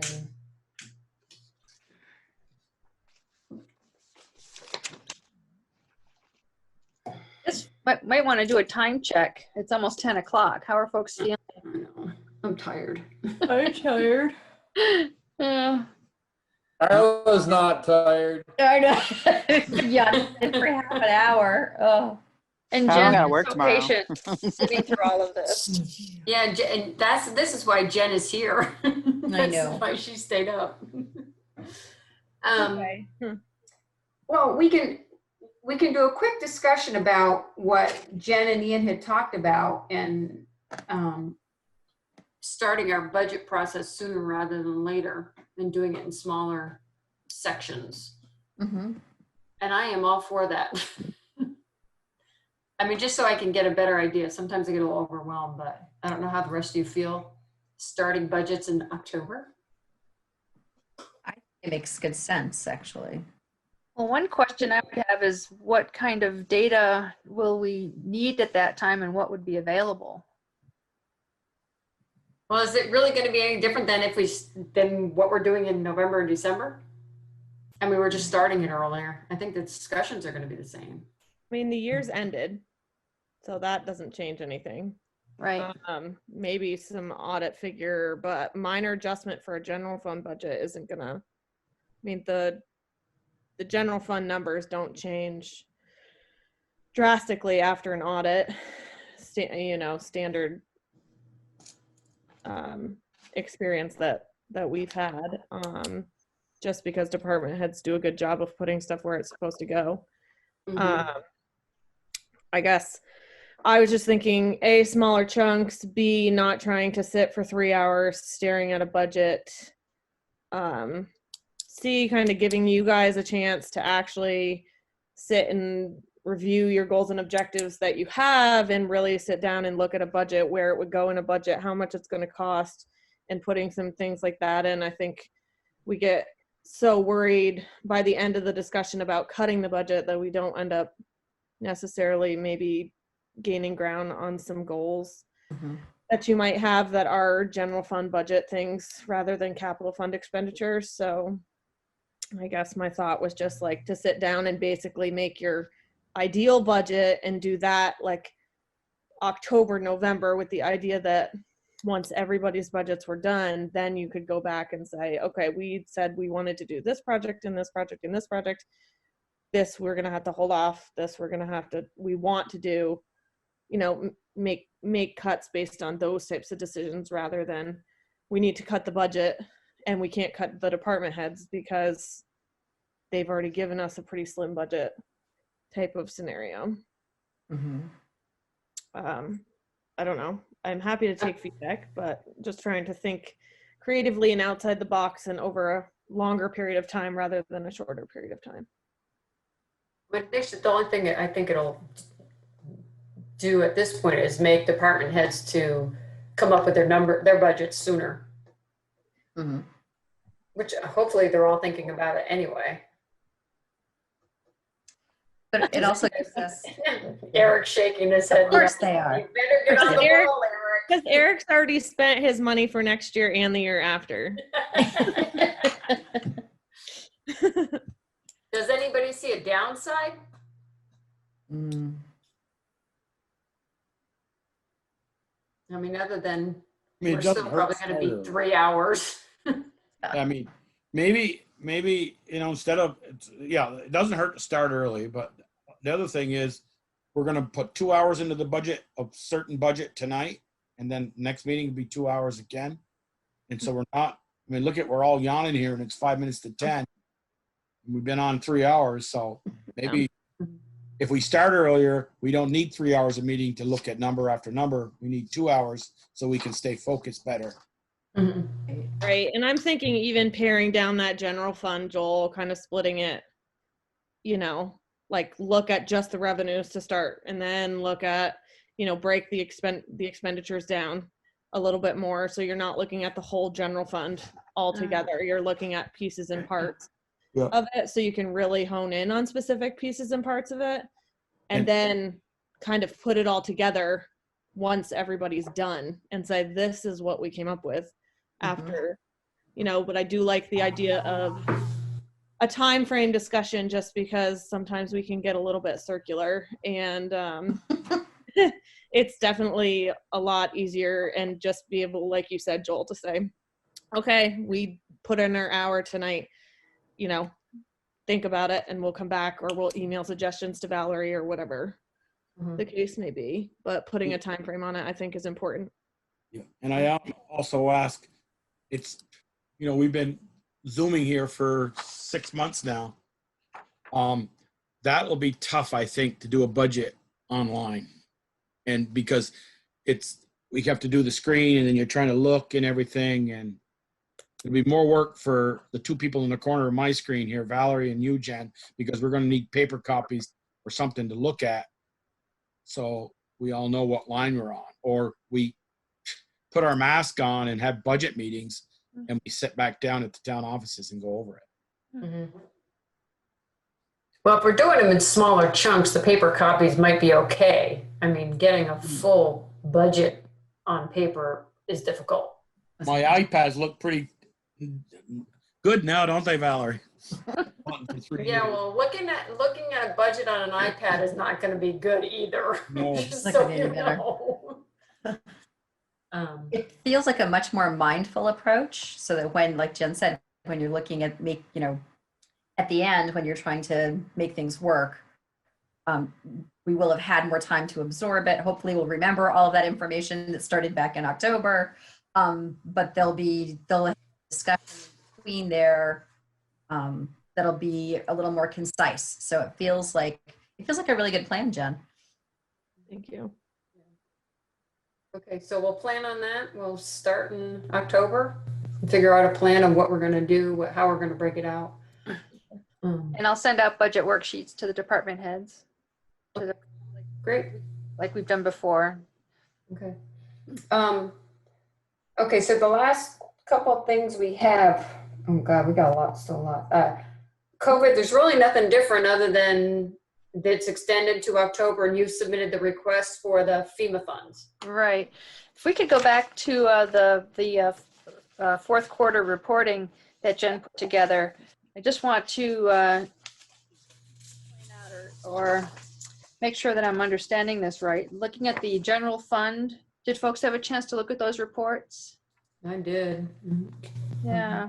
The general fund one was about 18 pages long. Mm-hmm. And just looking at going to the last pages, maybe I can do a screen share here. We're over. Yeah, so I would want to look into that a little bit before we leave this subject. Share screen. The reason we're over is because of all the articles we had at town meeting for using undesignated fund money, and Designated fund balances, yeah. That's how you use that money, is you overspend the line, so you run a deficit. Sorry about scrolling. It's not letting me just jump. So scroll. Oh, page 18. There we go. Okay. So it says about $76,000 over. So Jen, help us interpret that again in terms of the. So scroll up a little bit, Val, to the voted appropriations where we increased them at. Keep going. Next page up, right at the bottom. You see the notes there, where they see where it says per town meeting. Yeah. Per town meeting. Yeah, those were the undesignated fund balances that we added. Great. Add those three. We went too far. Michelle, Right add those three up. What does it come to? There's 30. There's 30, 50, 20. 75,000 right there. Yeah. Yeah. So that's why it's over. So that makes good sense. Okay, well that's helpful to put that in perspective. So do I interpret that we were roughly a little under $2,000 over budget if you take that, or 760? I think we were just barely under. Like we were like $1,600 under before I made those adjustments. Okay, I see the 1603. Okay. Cool. And the looks like the water department also had some overage.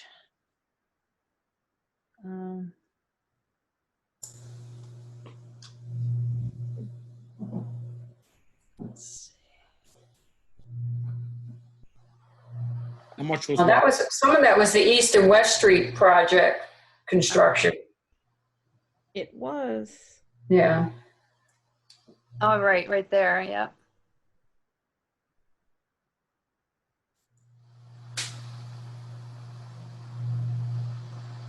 Okay, so yeah, so there's the overage there.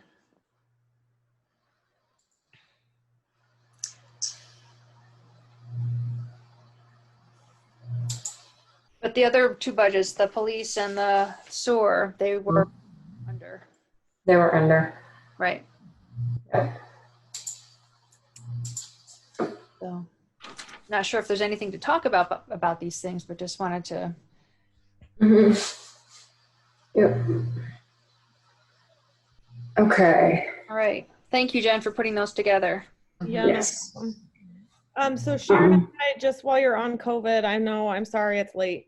We were talking today just about, because the governor has extended this order and that tax bills are about to go in the mail, and voting and all these other great things that are just coming down the pike, whether we're in this COVID emergency or not, and how we're going to respond to that. And I think Valerie had chatted with Sharon at one point in time, and we had considered like maybe opening a couple mornings a week as an option. And so this afternoon we were talking about it again, and just feeling like it would definitely, we feel like, be helpful maybe to be open like 2 mornings a week on the mornings that Gail's there, just to offer some kind of in-person, like, come here, pay your cash, come here. You can still make appointments to do things. You'd still make an appointment to research in the vault, but just like opening that door so that we know all of the hurdles we potentially would have to jump come October 15th if this emergency relief order is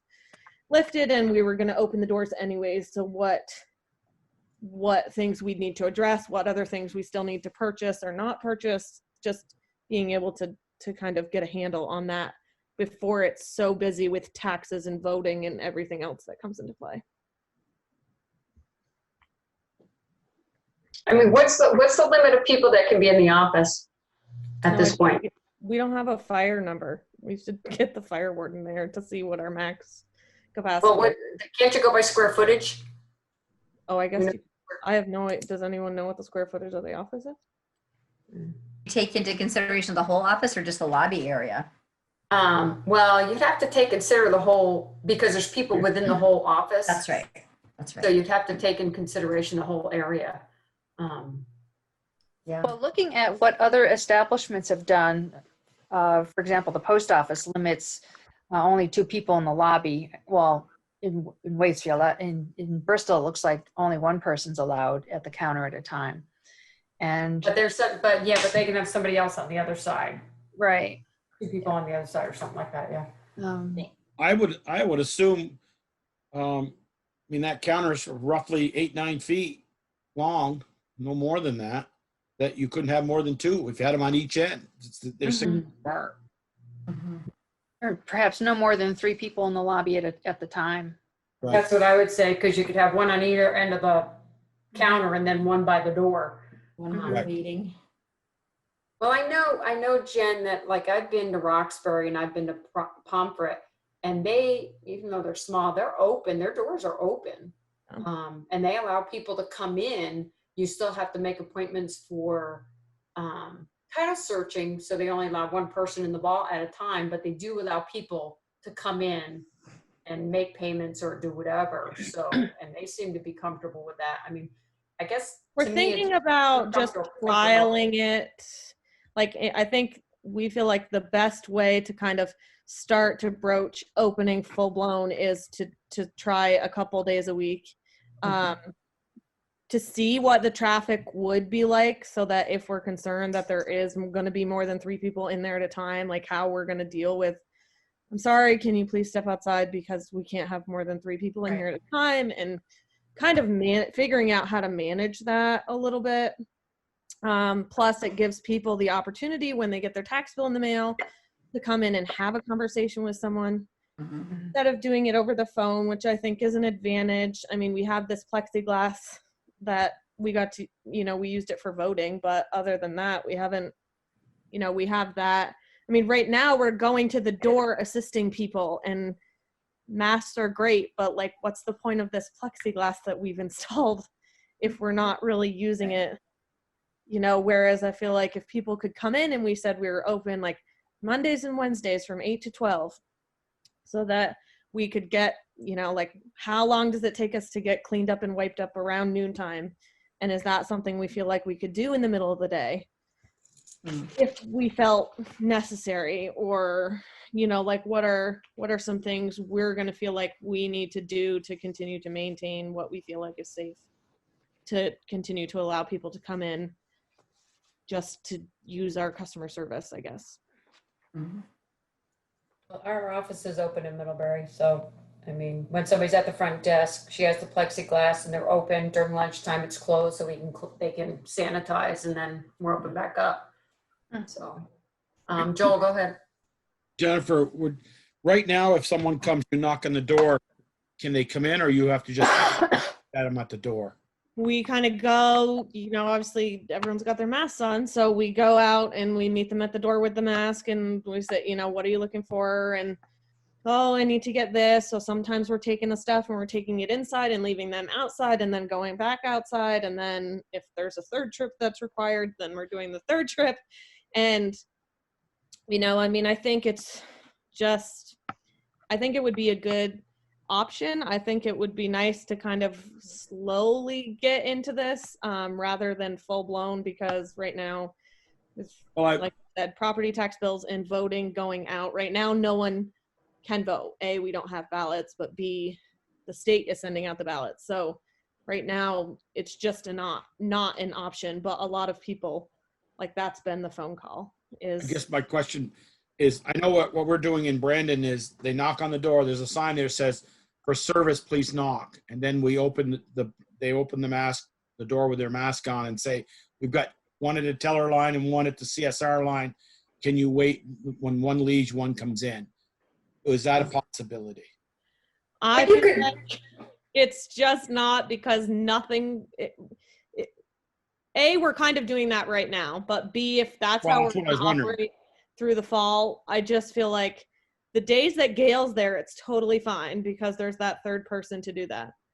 But if I'm not in the office, or Sharon's not in the office, or even, you know, with Valerie there as an extra body to hear somebody knocking at the door, because A, sometimes you cannot hear someone knocking on that very outside door. So then they're walking over and rapping on the window. And so, you know, you're walking, so then you're hustling out because you're like, oh, I didn't hear that. And you get out there and it's, you know, there's signs on the door that clearly say, can you please call 2410 if you have, you know, you're needing any of these services. And I mean, I think you can do what the post office does and puts a sign on the door and say no more than 3 people in the lobby at one time. And they should respect that. I mean, I have no problem with you guys opening if you guys are comfortable with that. I mean, I just think it makes life easier for you, and to do it slowly is the smart idea. I mean, I don't know if there's any downside to that, you know, other than having more people Well, I in mean, there. I think that's the only way we're going to figure out what the downside is. And the thought process this afternoon was basically like, let's figure out what the downside's going to be and what the issues are going to be while it's hopefully not nearly as busy as it will be come October 15th to November 2nd and November 5th because of voting and taxes. And like, let's try to get any of those issues addressed now so that we're, you know, come October 15th, we could just say, okay, we're ready to go because we know what we need to do. Are you guys all good with that? I'm fine. Let them work out the details? Yep. Yeah, if they feel safe and they can do the cleaning, I think that's fine. We're thinking, assuming you guys are all set, we would think like next Monday would be the first day that we'd trial this out. So we'd wait the rest of this week out. So what's a week from today? The 21st? Yeah. So maybe put it on Front Porch Forum that starting the 21st, you'll be open Monday and Wednesdays from. Yep. And then we'd still require appointments for title searchers, like you had said, Michelle. Jennifer, are you going to do, so when someone comes in on Monday or Wednesday, write their name down so for contact tracing in case something happens? I was not planning on it because I know they don't ask. I was at the post office today at Middlebury, and they don't ask. So I just, but I something. guess I was under the impression that if it was, why is 15 minutes sticking in my head? Yeah. That If sticks. they're less than 15 minutes, then you technically you don't have to. Right. So if Michelle goes in and does an hour's worth of title search, then that has to be written down. Which we Well, keep then I make an appointment. So that's a little bit different. But if you're coming in because you want to pay your tax bill, Right. and it takes Okay. me 5 minutes to count out your cash. I mean, I guess we have those receipts, but You kind of have to get a timer, Jen. I guess so. Timer and Your counter receipts. and all these things we need. You said, I'm sorry, you're 14:59. Go out for 2 minutes and come back in. All right. I'm okay with it. Okay. Peter, you're good? Jen, do you have the supplies you need for cleaning and all of that? I mean, I know you. Yeah, I mean, I think we do, but I think this will just provide some clarity as to like what else we need or what would make it simpler. I think Gail was kind of asking how often would we have to, and I think the last time we talked about it, we kind of said like as we felt necessary. So we were thinking that obviously if no one came in from 8 to 12, the cleaning part was just non-existent, but that if if somebody came in and they were sneezing or whatever, then maybe we'd go wipe it down just because it was extra precaution. Right.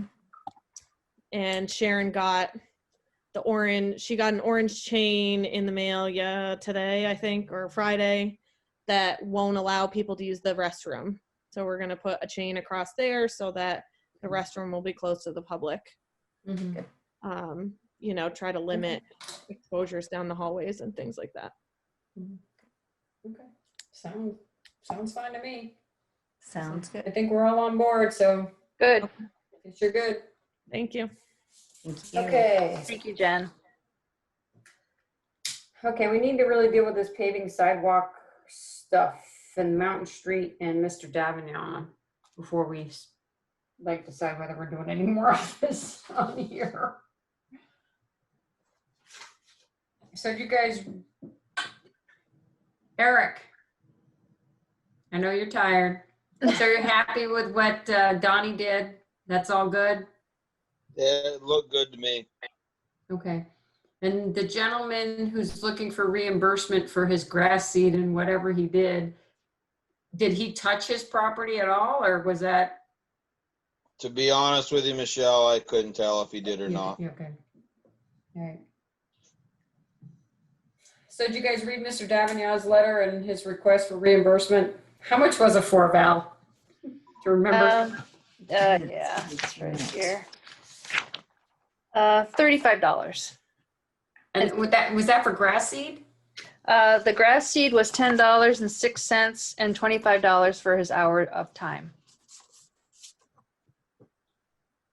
What do you guys think? Eric, Eric, what was the timeline between the time he finished the sidewalks and then he went back and did this final stuff that you approved of? Couple weeks? No, less than a week. Less than that. Yeah. I was going to say probably a week, maybe. It wasn't that extreme, Joel. No, I mean. Yeah, the select board met that Wednesday and talked about it. And then I think Eric reported that Donnie had agreed to come back and he estimated a week or so, but it was actually quicker than that. But then Mr. Davignon had already done the work that he's proposed or that he's presenting. Okay, so the receipt for his seed was 9/2. So when did he do the sidewalks? Was the end of August, right? Or was it? It was that day. 9/2 was when Donnie did the sidewalks? No, that was the date. That was Wednesday, so that would be the same date, the morning that the select board had met to discuss what to do about the situation. So he did the repair the day of the meeting. Right, the morning of. And he The called morning of. and left me a message to let me know that he would be sending the bill, and I called him right back. He hung up on me, but and I called him back. Yeah, he was very unhappy. Did he hang up on you because he was sleeping because he works nights? No, because he was angry. Just being miserable. So what's your pleasure, guys? Part of his anger was that he was expecting me to No. come back, but I was out of town when he left his messages, and I had asked Eric to follow up with him on my behalf, and he did, but Mr. Davignon didn't make the connection between Eric visiting him and like considering that a return phone call kind of thing. So he expected me to call him back, even though I thought Eric was working to address his concerns. So. And he also didn't leave a time to when he would be available. So I didn't know he worked nights, and I went up there at 7:30 in the morning, and he was not a happy camper. No, we got that from the letter. Yep. Is there any reason that we wouldn't pay it? $35? Other than the fact that we were working on getting Donnie to do it. I mean, we could send the bill to Donnie, but I mean, I don't feel like we should ask him to pay for it because he was going back to do the work. Right. And you know, He didn't give us a chance to rectify the situation. What's that, Peter? I didn't hear you. He didn't give us a chance to rectify the situation. Right. You know, I'll be up front. This is my wife's cousin, but that doesn't really matter to me. But whoops, I'm sorry. Am I still on? Yep. Yes, you are. And I shrinked you all down. Well, anyway, being a week apart, you know, I've had to put up with construction in Middlebury on our building for 3 years, and I haven't asked for reimbursement for anything from Krupp Construction to the town of Middlebury, number one. And number two, this brings back memories when I was 1977, when I lived up with my folks just out of high school, and the town put a water line between North Street and Lower Meadow Lane, and Eric's predecessor, Haps, or your predecessor, about 3 times over, Valerie, Hap Smith. My father gave them permission, didn't charge them anything to dig that water line across our land. And then when he asked them to get it seeded, and my father and Hap said, my father said to Hap, he says, you told him you were going to do it. And Hap said, yeah, we did, but we just didn't tell you when we were going to do it. And the family ended up doing it because it was almost a year before they came and did it. But that's just a little story. But I would deny this. I'm not going to vote for it. I'm not going to vote because he's related to my wife, but I would deny it. Eric, how did you leave it with him when you met with him? I told him I would pass his concerns off onto you, and that we would see what the next steps were going to be. So, and then we did. We had that board meeting and stuff, and I called Donnie after the board meeting to have him come fix it, and he did. He actually did it over the weekend, and that Monday night or Monday there, he was done. If we approve this, we're going down an awful slippery slope. We tear up somebody's lawn with a plow, we're going to go fix it. I fix my lawn. If the boys come tear it up, I don't ask them to fix it. I think we're going down a slippery slope. And I think That's only $35. I agree with Darrell. It's peanuts, but it is. But something.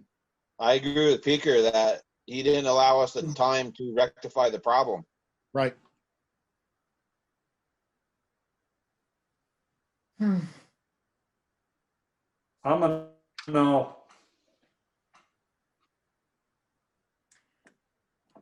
Yeah. You say you're a no? Is that what you said, Peker? Yes. Yeah. Okay. I said wasn't I'm sure a no. if you were done talking. I mean, I kind of agree. He didn't give us a chance. We were working on a resolution, and if we approve this, we're going down a slippery slope. Right. Kind of like the water. Others that had repairs made, they were happy with their repairs. We haven't heard from anyone else that they wanted something different. Not So since the work was finished. Yeah. So if he had allowed us time to finish. He would have been. Right, right. Yeah.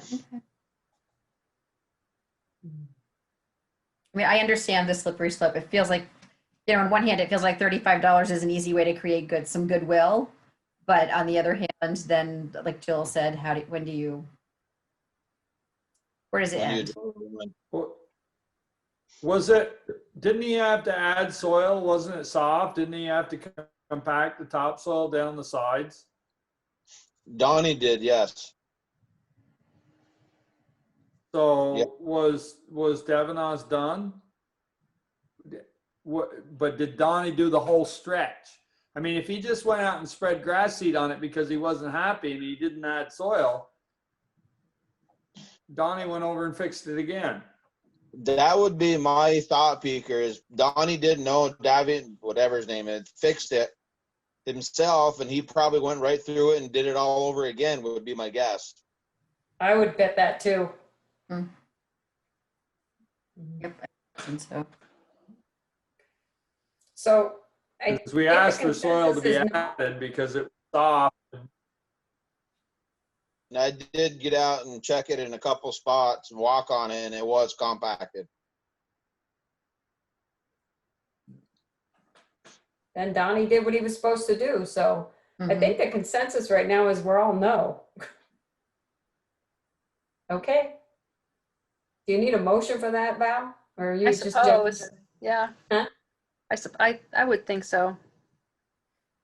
Hey, Jolie, you want to make a motion to approve so we can go I to make that? a motion to approve. Yours. Oh. I'll make Okay, I'll make the motion to approve his request for reimbursement. Make the payment. What's that? I'll make the motion to approve the payment. Oh, I thought you were not Well, voting. you said you want me to make a motion. I'm going to abstain. Well, that's okay. So Joel's making the motion. Somebody want a second? I'll second. Okay. Okay. Peeker seconded, Tasha. All those in favor say aye. All those in the negative, say aye. Raise your hand, whatever. And Jolie's abstaining. So Yep. 3 noes and an abstention. Okay. Can we skip the minutes for tonight? Because I haven't looked at them. I haven't looked at them. I've got just 2 corrections, Tasha. I called you on them today. Under consent agenda, I think my mother rolled over in her grave, Peeker. It says Joel Bouvier Hefferman moved to approve the. Oh. No offense. I do. That was my B. Speaker, I do call your dad sometimes. So, and then under Selectmen's concerns, where it says Joel Bouvier concern about, I got it yellow here. Let me look at it. Where is it? Joel noted the hydrant replacement on Elm Street, and then River Road and Route 116, the needs to be mowed. I think it says it needs to be mowed, not the. So it's the only 2 I had corrections. Okay. Thank you. But we don't have to tonight, but those 2 were. I haven't had a chance to look at them, so. Accounts payable warrant, people can stop and sign that. But Tasha, did you have the number? Yeah, I had, let me see here. $55,134.89. Is that correct? I was having troubles give me a opening second. it, so I had to view it differently. Yep, 55,134.89. Okay. Okay, and will there be a consensus of us to stop and sign that at the town office? I'll be in town tomorrow. I will. Okay. I can do it tomorrow too. I have to go out Okay. so I can swing by. Select board roundtable. Does anybody have any concerns that they want to bring up? I got lots of concerns, but nothing that concerns you. Well, that's good. Just Eric, I'll start then. Eric, between just south of Francis Drive on North Street in the sidewalk. We're in front of Francis Peaker. Place? Before between Allen Lathrop's and Francis Drive along the sidewalk, that brush is sticking out there quite a ways over the sidewalk. Isn't this the time of year where we usually send the letters out to property owners about their hedges needing to be trimmed? Yeah, anytime between now and the end of the month. Usually a letter goes out and we give them a couple weeks, and then if they don't trim it, then we go out and trim them up for the tractor. Peter Coffey mentioned it to me, and my nephew Kevin did also. It sticks out over the sidewalk quite a lot there for walking. So, and then Devon Lane paving, I saw that little bit of patch in there. Is that your work or? No, that was Rainey's? Rainey. Okay. Yeah, came out pretty good. I drove over it. It's pretty smooth. Yeah, it's not too bad. Okay, that's all. Eric, when do you have to fix that one on 17 past over by Sargent's? Where? The one by Sargent's, By that the you old fixed squirrel's the nest. water line. Oh, I guess the way Cyrus was talking, we're going to coordinate that when Pike comes in and paves. For me, we're going to coordinate it with him and do it then. Speaking of Pikes, when is that scheduled there? Well, if we can I'm hoping to get Lower Hardscrabble done this week. And then I can call Mike and tell him that we're ready to go, and whenever as soon as he can fit us in. I'm scheduled for the end of the month anyways, but I'm hoping to get him in here before that. Okay. Okay. Town administrator's report. The only thing I want to mention is that this Friday, the bread loaf design team will be meeting with Eric at the Public Works facility to continue their evaluation of the site. So that's moving forward. And if folks have a chance to check out my TA report and my schedule, I just want to alert you that my schedule is going to be changing a little bit starting on September 22nd for 5 weeks or so. Yep. I did see that. Okay. All right. That's Is all there I have. anything else that we need to talk about? Other business? We don't have executive session, right? Okay. I can let you, all the crosswalks are all done in the village. Yes, I saw you out there, Eric, painting. Yeah, fun. Anything else for anybody? Make a motion adjourn. Second? Yep. Any discussion? Oh boy, they're saying all in favor before I even get it out of my mouth. Right. Bye. Okay. Okay. Thank you. Thank you, everybody. Good Bye, everyone.